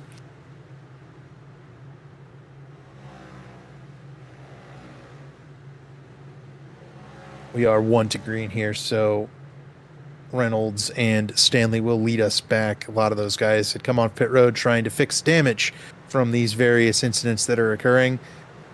Blake Reynolds, Ethan Stanley, the front row still, as it's been for most of the night. Green flag out once again. David Tooker does get the tally there for that last yellow flag. Race control consistent with that car on the inside bouncing off of the car on the outside and resulting in a caution. That has been a consistent call tonight. Oh man, I thought Matthew Weeks was going to get spun by McIntosh in that same light. Cut across the front bumper of that 35 car. Ooh. That's a battle right at the backside of the top 10. McIntosh might even give him Weeks a little bump. Scratch. Jeff Green is in the inside wall. It might not bring out a caution. Oh, now it will. Or no, it won't. What in tarnation? They're still green. We're still green. There was a wreck after the wreck here. They had all checked up. Oh, You see... Norgard got all loose. kinds. Yeah, Norgard got loose. He knocks Jeff Green into the inside wall, collects Gavin Higgins. Gavin Hibbs also loses a bunch of spots. Okay, now we have a caution. We have a wreck on the man. front stretch with Justin Wadsworth, and I believe, I don't know how much so, Scott Crump did get a piece of it. My goodness. Hostek's Rawls- in this one. Roll I don't even spun know what trying to this get on pit is. road. Okay. Is he stuck? Did he beach it? He must have been beached. So that probably... Oh! Oh, So And this that's causes the gonna cause- wreck. That causes the wreck, because I think that was Rawls that maybe gets into Wadsworth. It's And that's tied. that- wow. I hate Yeah. you shift guys constantly changing your driver lineups. Anyway, so To Ty is to jump up the track because he knows his Ty- teammates there. yes, so he reacts. He gets into Wadsworth. That kicks Wadsworth sideways in front of the pack. That's when I saw him spinning, and then we'll see as this replay plays out. Who all gets collected? Ooh, There's Hogan. where it's got Crump. Crump. Who, yeah. Oh, Campbell. Oh, Chris Wright just barely misses it. There's Oh. Hosek into the inside wall, and that might collect Tooker, maybe? Nope, Tooker seems to get woed up in time. Whoa, Ray Bracey getting real close. So, how do you think Williams gonna rule that? Good Like, luck. do you give it to Rawls for being there? Do you give it to Ty? Like, I think you have to give it to Rawls. I agree. That's what I would do. Like, And- Ty's just and- trying to avoid him. Yeah. And I mean, this contact, it'll go. Leighton Norgard's going to get a tally as well for I believe that I called first Scott contact. Crump in this, and that was Trey Holmes, as you can see Right. there. Yeah, Scott had to wait a lap before he got involved. Now you understand my confusion why I saw him in another wreck. Yeah. How did he get there? I knew he was fast, but golly. And Zipped around man, he just had to be involved in another one. and another incident that poor Ryan Schold was in, because he was the one that kind of Yeah. got into Rawls. Poor Ryan Schold has had a night of it, man. Mm-hmm.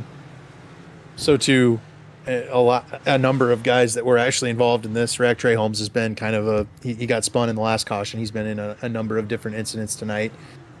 Michael Hosak's been involved in a bunch of stuff. Also caused one of the yellows. Getting ready to go back green here. Yeah, we are. A long set of replays though, for sure. Yeah, everything go ahead. happened. Well, let's go ahead and go because we're green right now. Blake Reynolds is now the race leader, but Stanley is hoping for a couple of green flag laps so that he can make a run at this 66 car. I think Stanley's got something for him here on pace. He's really working the bottom lane very well right now. That car is wrapping, staying really fast through the center of the corner. If he can just get alongside Reynolds, I think it would be he would have an opportunity to clear, but right now, here it is. Oh, he slides up a little bit. Oh, and almost loses it. Great save. Stanley will lose that spot there to Reynolds. The battle continues, but Reynolds will maintain control of the race. Behind him, it is Jonathan Cutlip and Tate Lytle side by side for that fourth spot. Currently, Cutlip has it. Lytle hunting for it on the outside lane. But a brilliant defense there by Blake Reynolds, able to hold off Ethan Stanley for the time being. And we have been... Oh, Ray sideways coming off a 2. Oh. That's going to bring out the yellow. Bracy got sideways and got into the fence. And, yep, that's going to bring out the yellow flag. So let's see here. Ooh, that just wiggles on him. And there it goes. Oh, more South Shore on South Shore violence. Also got Kachow in there too. Ka-chow.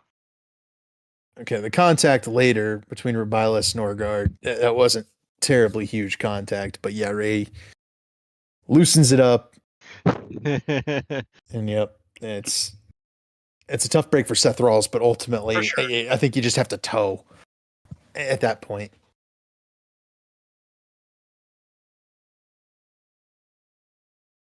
Another look at this yellow from on board with Mark Rubiles as race control was working the last yellow flag still.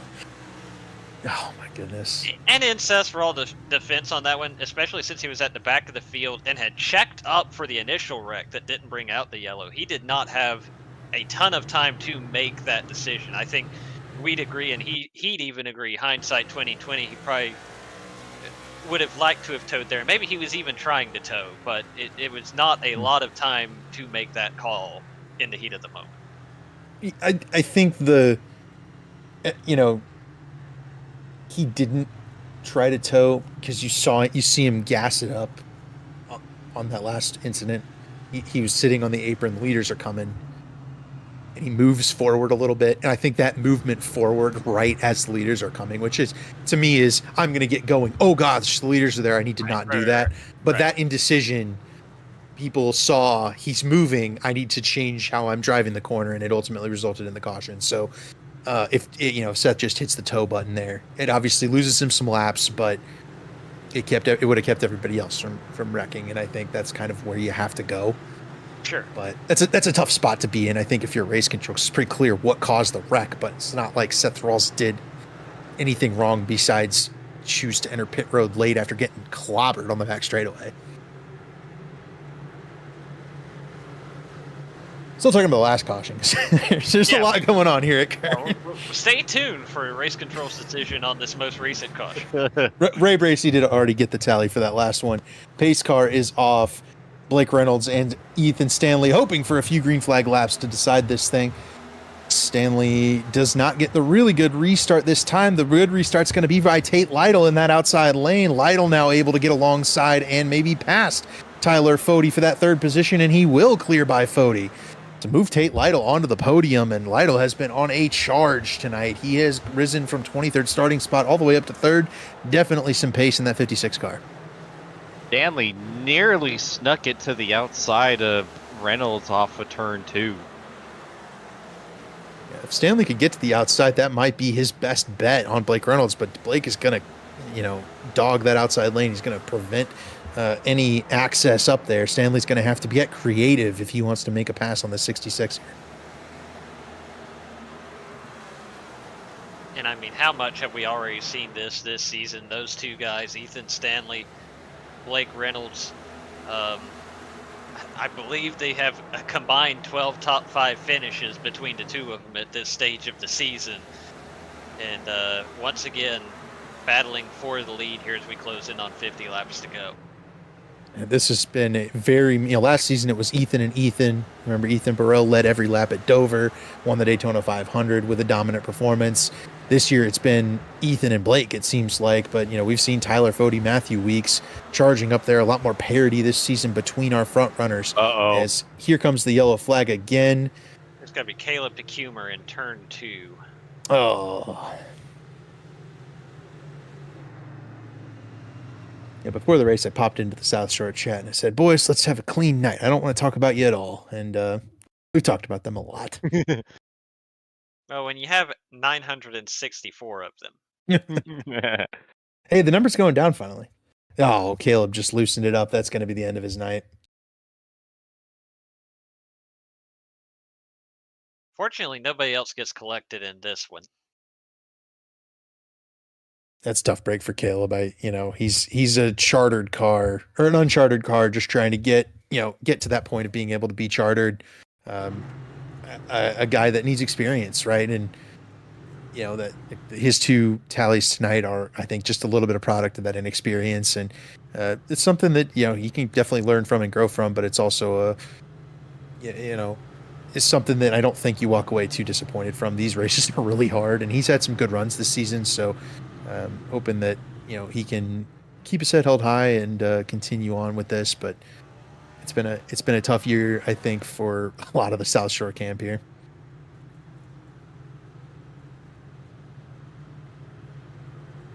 Why don't we take one more ad break here and bring you the last 50 laps commercial free, since we have our 14th caution of the day, and we're likely to run into a few more, but this one was pretty simple. So let's jump to that. We'll be back for the restart. They walk among us, but at 240 miles per hour, they become something more. Buckle up. This new era of speed, this racing revolution, it's just getting started. Welcome back to the As the World Kerns 250. Blake Reynolds has dominated the event, but Ethan Stanley has been challenging each of the last couple of restarts, and he's looking for a way by 14 caution flags, but roughly 8 of those in the last 50 laps or so. Things have really gotten chaotic here down the stretch. We'll be restarting with 51 laps remaining on this race. Blake Reynolds, Ethan Stanley on that front row, as mentioned, Tyler Fody and Tate Lytle. In row 2, Jonathan Cutlip and Ethan Burrell in row 3. Pace car heads down pit road. Blake Reynolds set to bring him back to this restart, and he will get a really big jump on Ethan Stanley this time. Might be his best one of the night. Oh, Stanley almost snookered him again. He's looking to that outside lane, but that would take some kind of Herculean run off the corner to be able to go from 4 or 5 car lengths back on corner entry to alongside to the outside on corner exit.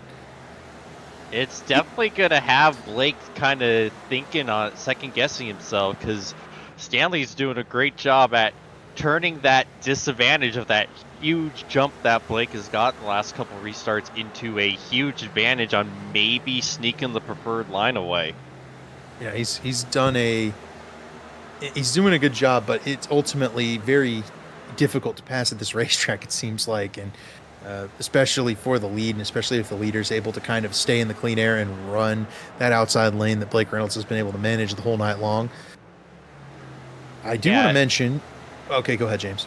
I was going to say, and we saw a perfect example on why the outside line is great for defending from Stanley himself just a couple restarts ago when he almost lost it off of turn 4. You can get on the gas so much easier on corner exits when you're on the outside, but on the inside, to keep alongside, you have to gun it so much harder that you run the risk of completely looping it. Yep. And Stanley's, knocked on that door a little bit, but he has not entered the premises of looping it on the straightaway, trying to fight to that inside for now. So he will continue to battle. I do want to note that a couple of drivers did come down pit road last time by. We've had a few green flag laps here and there. Ty McIntosh, Matthew Weeks, Justin Wadsworth among those that came down pit road. So look for those guys to try to make their way back up into the top 10. And, if they get a couple of restarts, maybe have a chance to try and finish a little bit higher than they were running. Those guys were mostly outside the top 10, 11th through 13th or so. So I'll look to see where they end up once this final run concludes.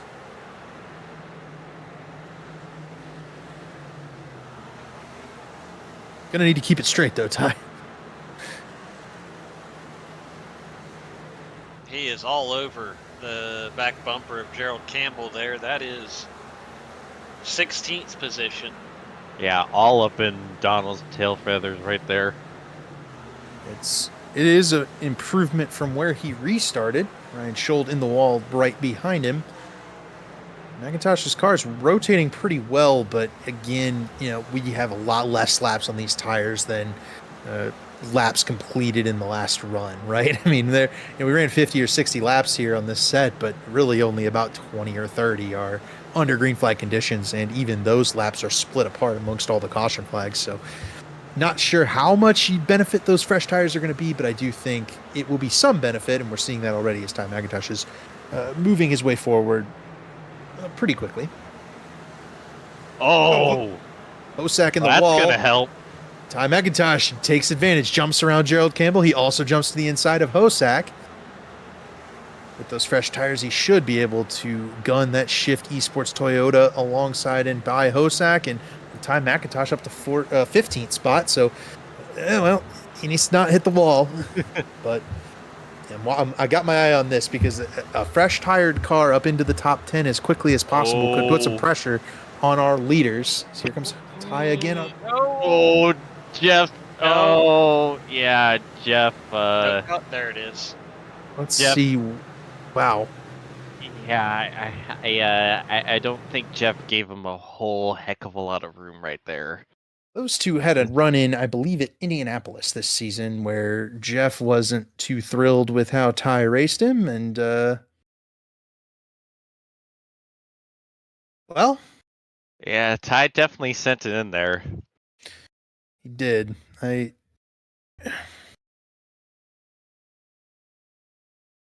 ahead, David.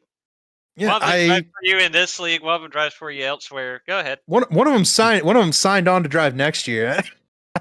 Yeah, I mean, I don't know what the call is here. I mean, Ty McIntosh is running, with the tires. Obviously, that's why we were talking about it and on it there. And Jeff squeezed him down. I don't know that Jeff is particularly thrilled with how they've raced in the past and didn't give him any breaks. And Ty ultimately hit the apron and bounced up into Jeff and spun out. But race control's got to make a call on that one, and obviously Ty was not afforded any room, but he also washed up and then spun out. So, I'll leave it up to William on that one as to who's at fault, but a disappointing result on my end, I suppose, for sure, between those two. It's definitely bad news for David Westergreen, if nobody else. I'm about the most invested referee there. that one later for sure. Sad play-by-play guy noises. Yeah. Well, I do my best to broadcast this here with as little bias as possible towards my guys. And you try to make sure the pain in your voice is not easily picked up on.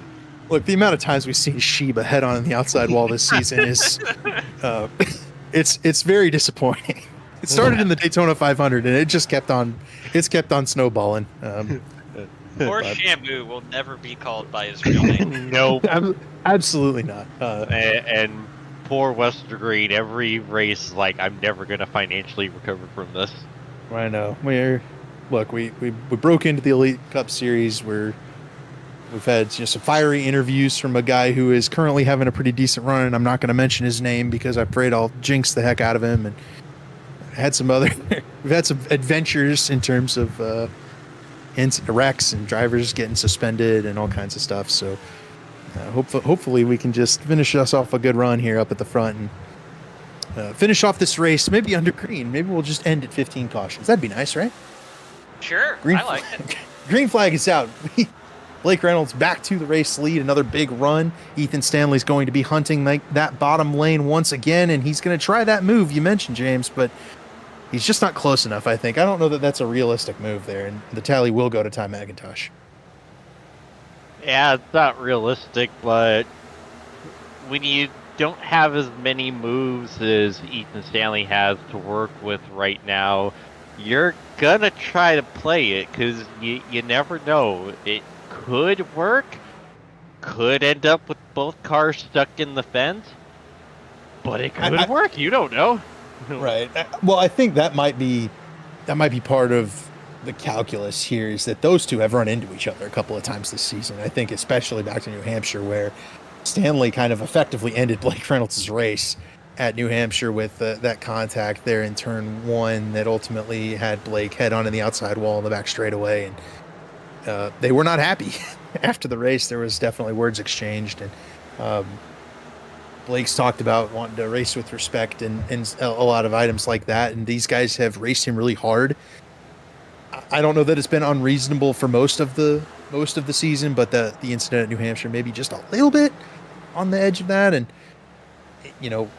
Stanley's definitely not going to give up without a fight here, but I don't know that crashing the both of them is going to be the way here. I think a second place finish might just be a you got stomped, good job kind of night. Yeah, but we are at a short track, and We are. the bump and run looms large. The obligatory. It's just short track racing. Yes. The bump and run would be an interesting result to this evening. Yes, and as I'll leave seen, it there. Yeah, and as we've seen from tonight, any sort of contact will definitely not end in a car getting turned around and yeeted into the outside wall. You can definitely lean on the car next to you or in front of you Right. without any issues. Definitely, yep, oh yeah. Yeah, it's one of those things where it sure does feel like that could be the result tonight as Stanley gets to the inside and all of a sudden Reynolds' car is head on in the outside wall and he did nothing wrong. Yeah, it wouldn't shock me. Reynolds has opened up the lead though a little bit here, a half a second back to Ethan Stanley right now. That 66 car has been really consistent here at Kern, and every time we've interviewed him, he's talked about trying to go ahead and get that race win out of the way. He is, been close, right? He's been, but these elite regulars have really put it to him. They've given him all his money, all he can get his money's worth out of here, and unfortunately for Blake, he hadn't gotten the win yet, but he's in really good position right now with 25 laps to go.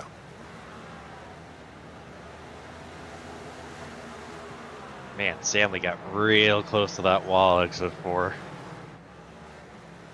She's driving good.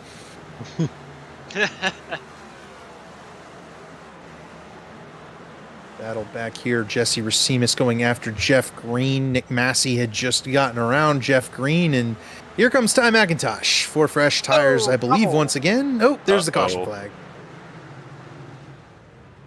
Wadsworth, it appears. Oh, Mark Rabilis and Seth Rawls as well.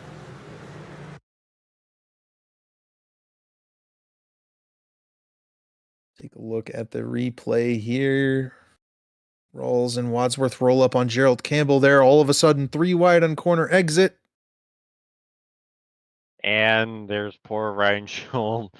Ryan Scholl again finds his way into a wreck, man. Ryan Scholl needs a map for, draw out a map for how he's been able to find his way into so many wrecks tonight. Oh, he just can't catch a break now, can he? Norgard's going to miss this. Oh, my goodness. Michael Hosak into this wreck really late. Mark Rabilis into this wreck really late. Bunch of guys are coming down pit road as well, by the way, as we take a look at this replay once again here. Here's the look from Michael Hosak's 24 car. I think in real time, it's got to look not as well.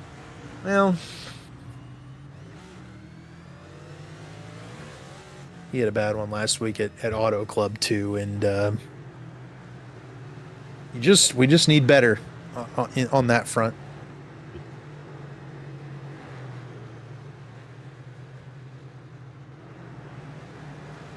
One thing that's been running through my head, and I'm going to throw a super niche reference that nobody watching this is going to understand here. But we keep talking about that move Ethan Stanley is making on the restarts, right? And it reminds me of a race I watched in January over in the short track world, the Speedfest Super Late Model feature. And that was under green flag racing, not on restarts like this, but it was for lap after lap after lap, Bo Pollard ran the top, trying to get around Cole Butcher. And I think part of his mind knew he probably wasn't going to be able to make the pass on the absolute third lane of the racetrack, even as racy as Cordele Motor Speedway is. But he knew he had to get Cole Butcher to defend high enough to open the bottom. And I wonder if there's a little bit of that going on with Ethan Stanley, that Does he think he can make the pass to the outside on the restart? Maybe not. But if he can get Blake Reynolds to defend that and open the door for him to cross back to the bottom or something, that might be in playbook. That's a great thought. Legitimately great thought. I see the vision. Let's see how Stanley approaches this restart here. 19 laps to go after a 16th caution. Reynolds will get that green flag. Stanley will be on the bottom of the track here, and what he's been doing is we watch, keep your eye on that 91 car. He rises up right there, gets to the outside lane. That time he was not close, though. Blake Reynolds had a really, really good start, and Stanley wasn't that close to him. Trouble, Mark Rebelis around in turn 4. That will bring out the caution. He didn't hit anything. I think we're all right as far as damage. Not sure if he had help. The guys who pitted under that last caution are not going to be thrilled about that. So we also had some trouble after the yellow here with Seth Rawls, but we'll get a look at this replay first. Ooh, Chris was already underneath, but Rawls is getting underneath Brent. Looks like Seth saved it, did he? Yeah, he looks like he did. Yeah, he saved it, but he's probably not happy about it. So let's see. Yeah, let's get an idea. Yeah, look at what happened here.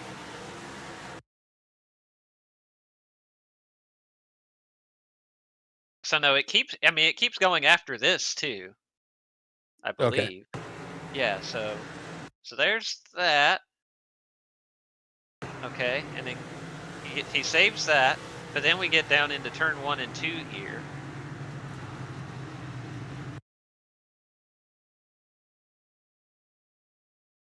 Oh, see, the number 1 rule in stock car racing, David.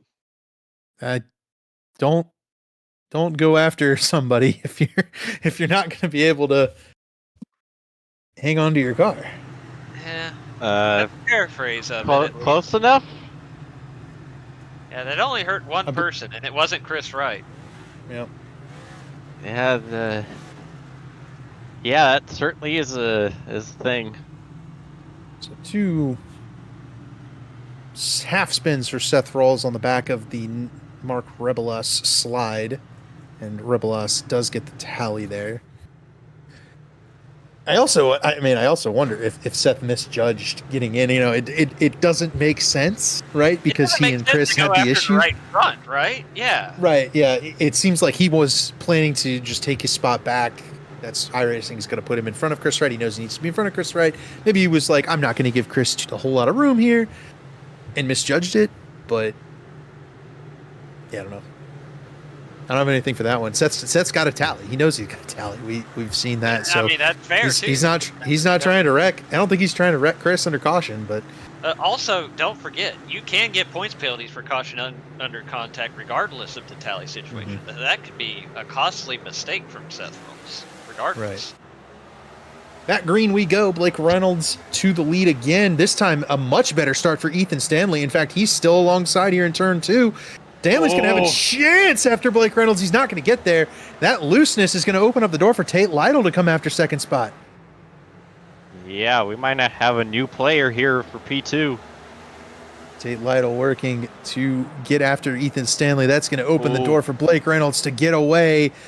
The Pro Edge Toyota surrounded by those Lake Norman Chevrolets. Stanley, Fody, Gavel all into the top 5. Tate Lytle strong on that outside lane. He's going to have a good run on the front straightaway. Can he clear Ethan Stanley? Almost. Not yet. Everybody is packed up behind, side by side, all the way back. Tate Lytle 2 seconds. Stanley back to 3rd. Oh, it's getting hairy right there for the top 5. Oh, Norgard head on the wall. Hanshaw around. Caution's out. Chris Wright's in one. Jesse Racimus. Someone else spun to the back. McIntosh. Oh, it's again. Ty. Did somebody get into Norgard here? Looks that way. Maybe Garrison Hogan gets into him, but does he get loose first? Oh no! Oh no! No. It starts above him. That's Ty McIntosh. Ty McIntosh into Kyle Hanshaw. And they slide down and collect Hogan gets away with it, but that does collect Norgard. Norgard's Hogan the will first one probably I need to saw change wrecked. pants. Yeah. And Another there's you see bubble car. Racimus. Oh, Chris Wright. That right front's probably killed on that 9 car.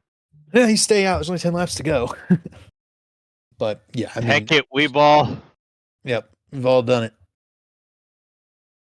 I do believe this will be day over for Ty McIntosh. That he got the Yeah. tally for the first one, and he'll probably be getting a tally for this one as well. Great work by Jeff Green, just sliding through. Yep, Jeff's been in a lot of wrecks tonight, or not even tonight. This season, that was a great wreck avoidance by the driver of the 2 car right there. Let's look at Gerald. I think he's going to have similar wreck avoidance to Jeff. Yeah, they both going to sneak through this one.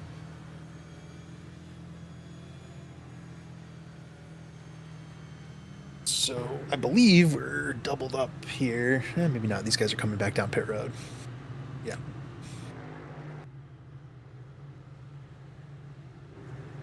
McIntosh is one of those on pit road. I envision that his night will be completed.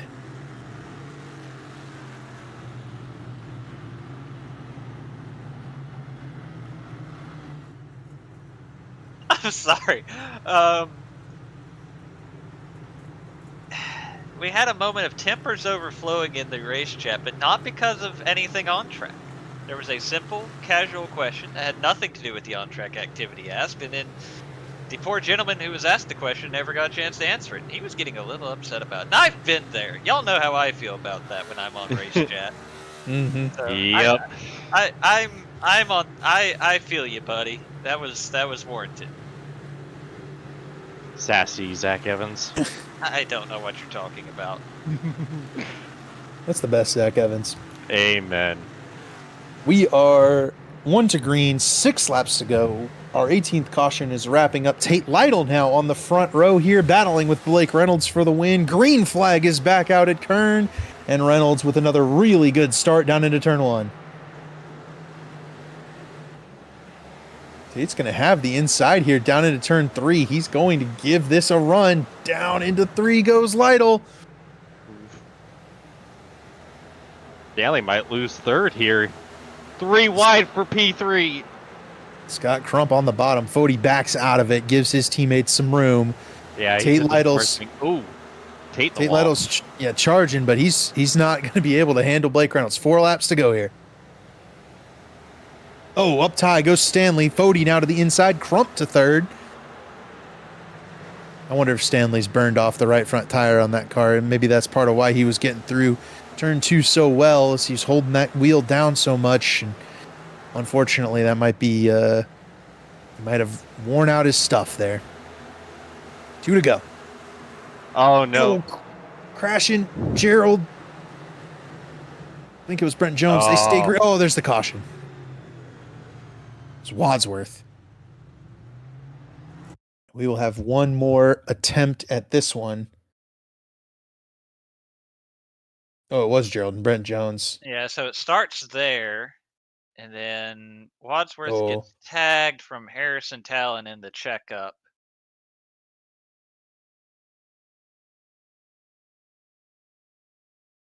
Ty is appealing the first tally where he got into Jeff Green, and I. All right. Godspeed, soldier. Yeah. I understand. I think that one was questionable enough. You can challenge it, but it's risky to challenge those, because you end up with 43rd place points, or you could finish with 30th place points, and that's okay. Blake Reynolds is going to have to sweat another restart right here. Tate Lytle got a good restart last time, but Reynolds was able to drive away pretty early. So this will be the first of 3 potential green-white checkered attempts. So potentially 3 more restarts here. We're hoping we can get it done in 1 more, but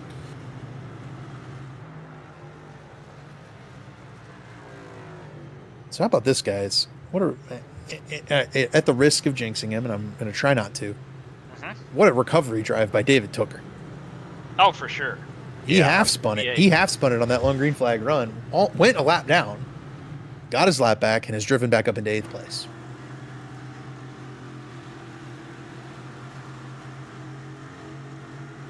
That Hot Wheels Camry has seen some things tonight, but he's chilling in the top 10, right around where he was running before the spin way back when.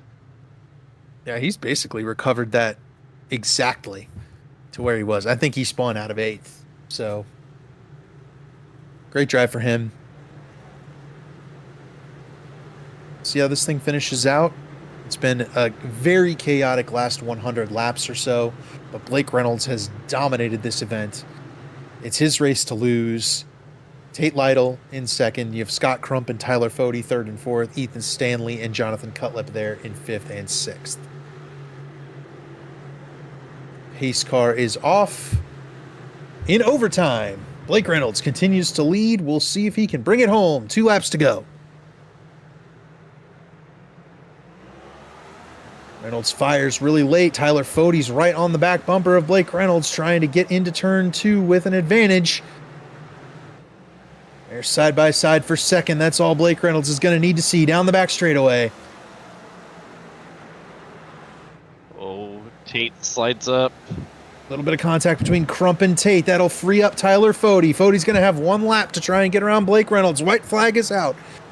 3 wide for second. Cutlip making the move to the inside of Tate Lytle. They're quick to the back straightaway. Tyler Fode's not going to be able to get to Blake Reynolds. Reynolds is going to take home his first Elite Belly Up Sports Cup Series victory. Fode second, Stanley third, Gable fourth, and David Tooker brings home a top 5 finish. Nick Massey in P6. Woo!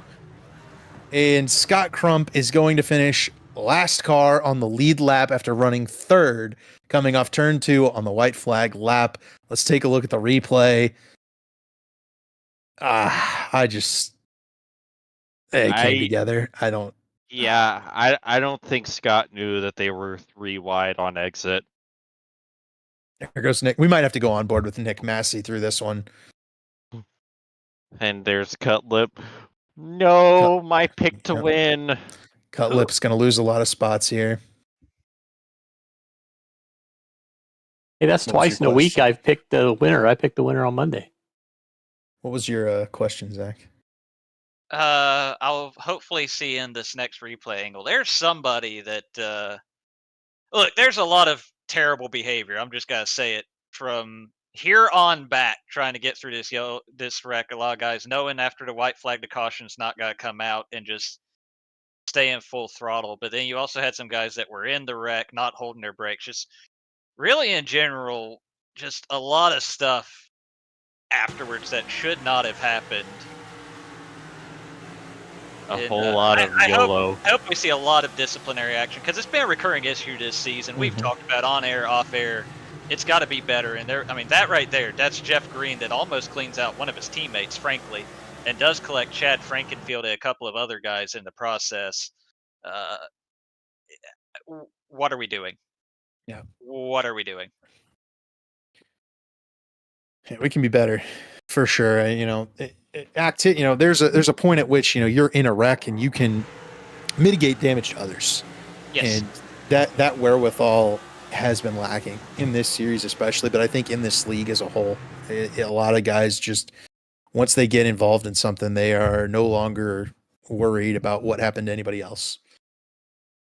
This wreck goes on forever. Even behind this, you're going to see guys that, just keep wrecking. For what? You're already 30-something. What are you accomplishing other than just irritating your fellow racer and creating a problem down the road? I just don't get it. We'll keep throwing the replays up here as I go ahead and initiate our interviews. I'm going to bring up 3rd place finisher Ethan Stanley and begin to talk to him here as we continue to watch this last lap wreck. Ethan, it looked like you had a couple of chances to get around Blake there, but ultimately you fell just a little bit short.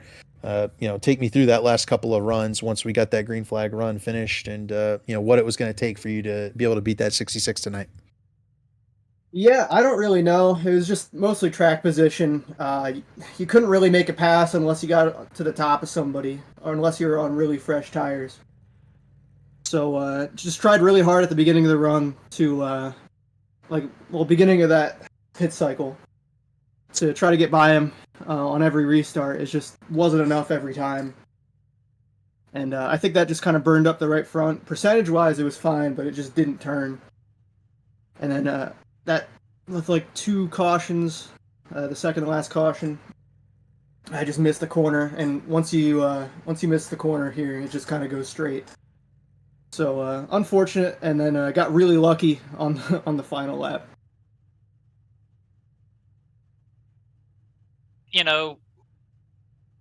Going through, I mean, you touched on it, how difficult it was to pass, especially up front. Even on that long green flag run, it looked like you guys couldn't really create separation, but couldn't really set up anything either.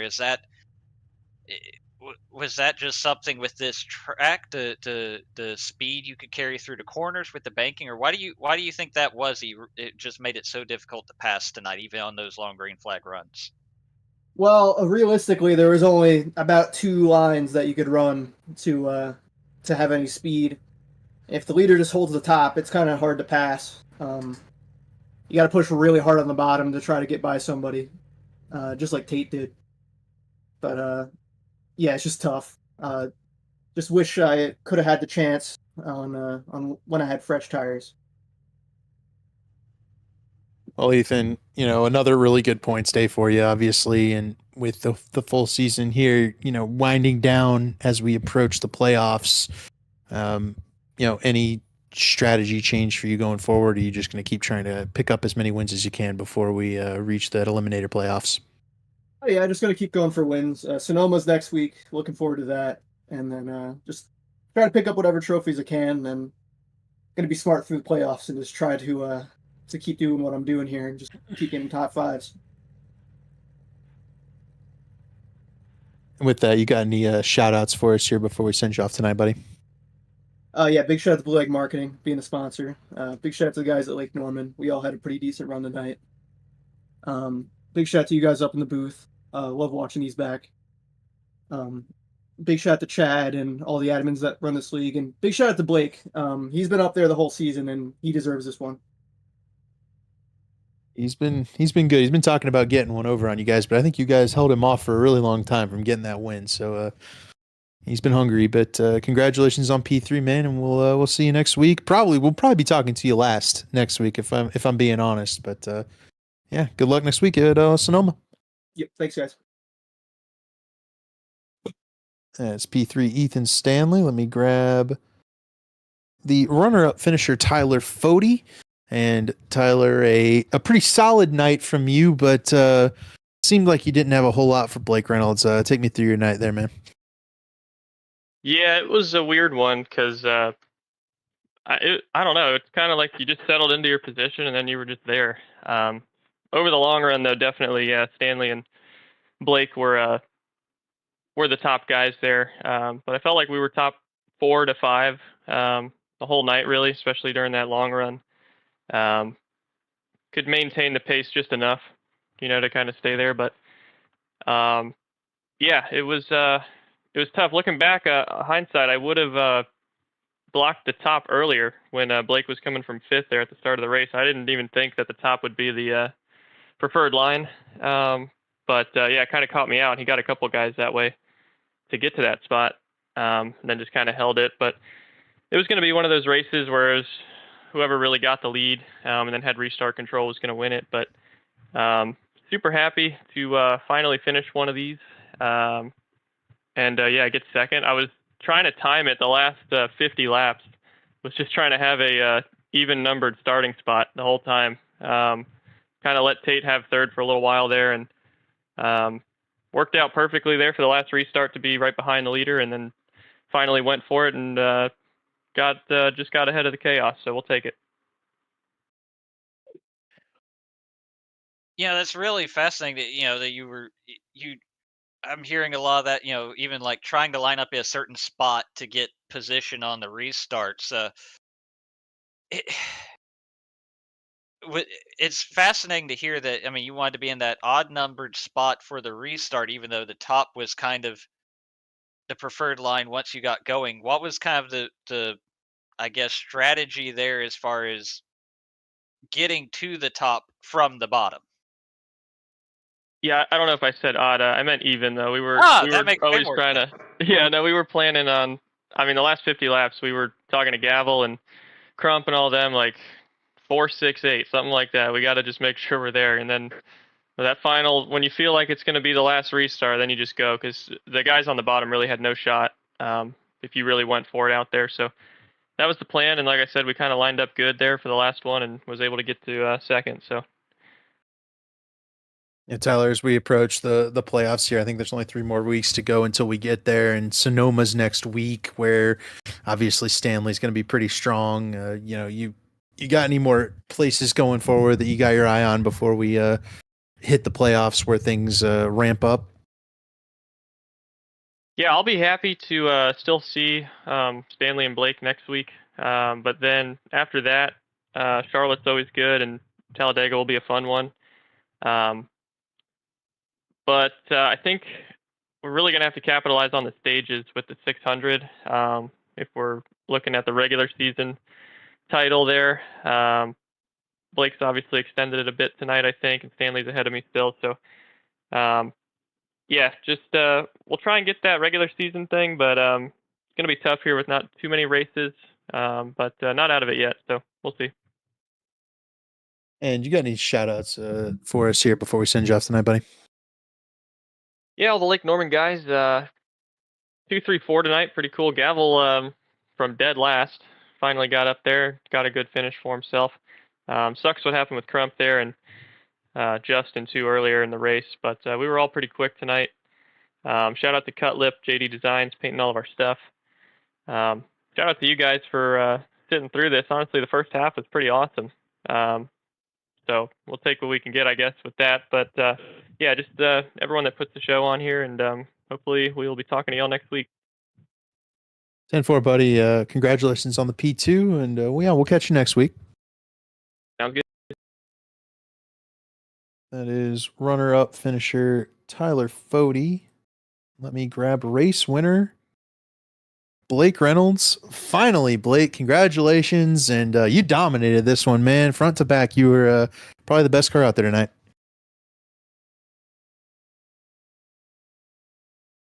See if he's there. He might have been waiting for us.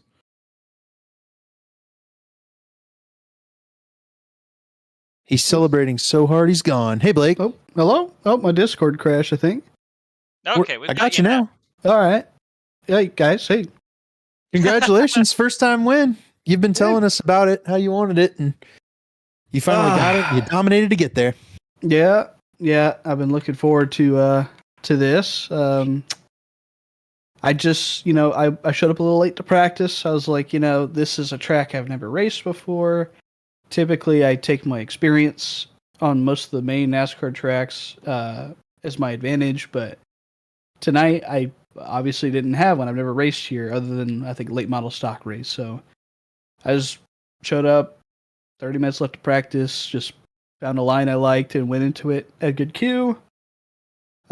Figured out how to pass around the outside before the track got too rubbered up and couldn't really pass from there. So I got the lead and held on to it. I won that stage. That super long run was fun.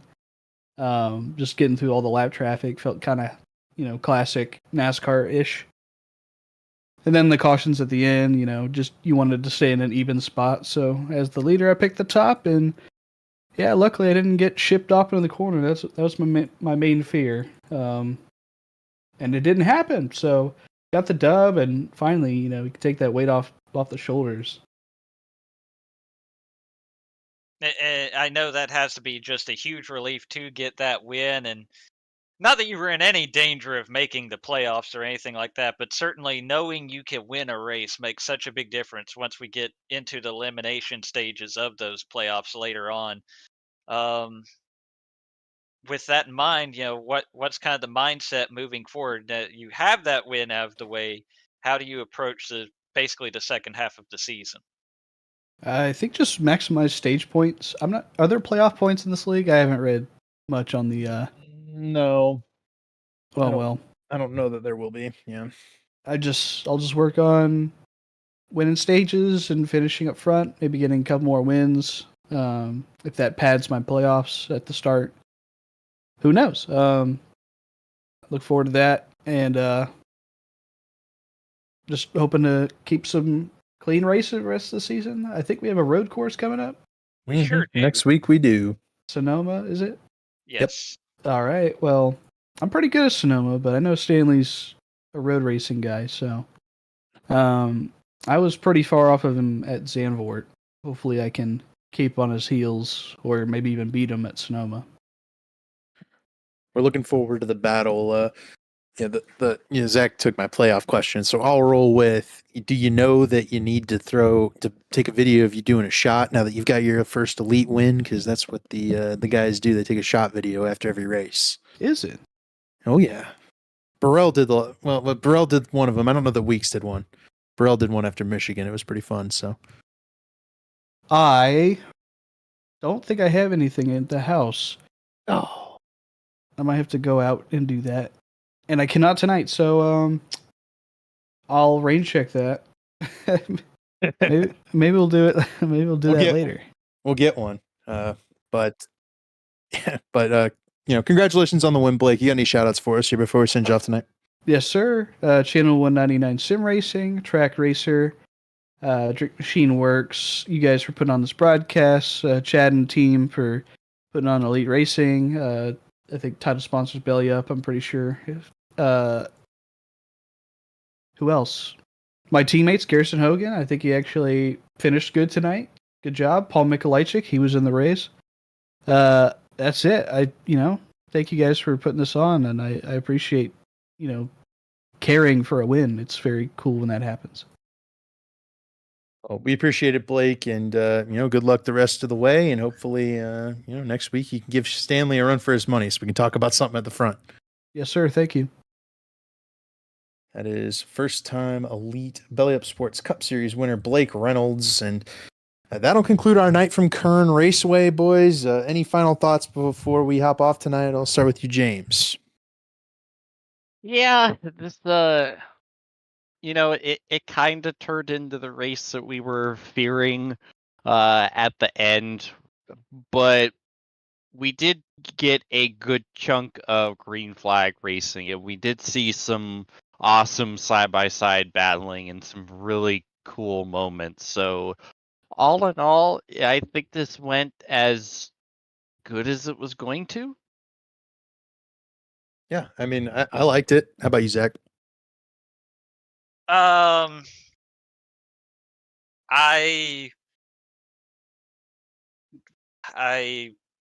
wish we had gotten more of the first half in the second half. I'm just glad we even had a first half to begin with in terms of good green flag racing. But that's going to be it for us here at the Elite Racing Network for David Huckleberry, James Watson, Zach Evans, and David Westergreen. That was the As the World Turns 250, and we'll catch you next week from Sonoma. Everybody have a good night.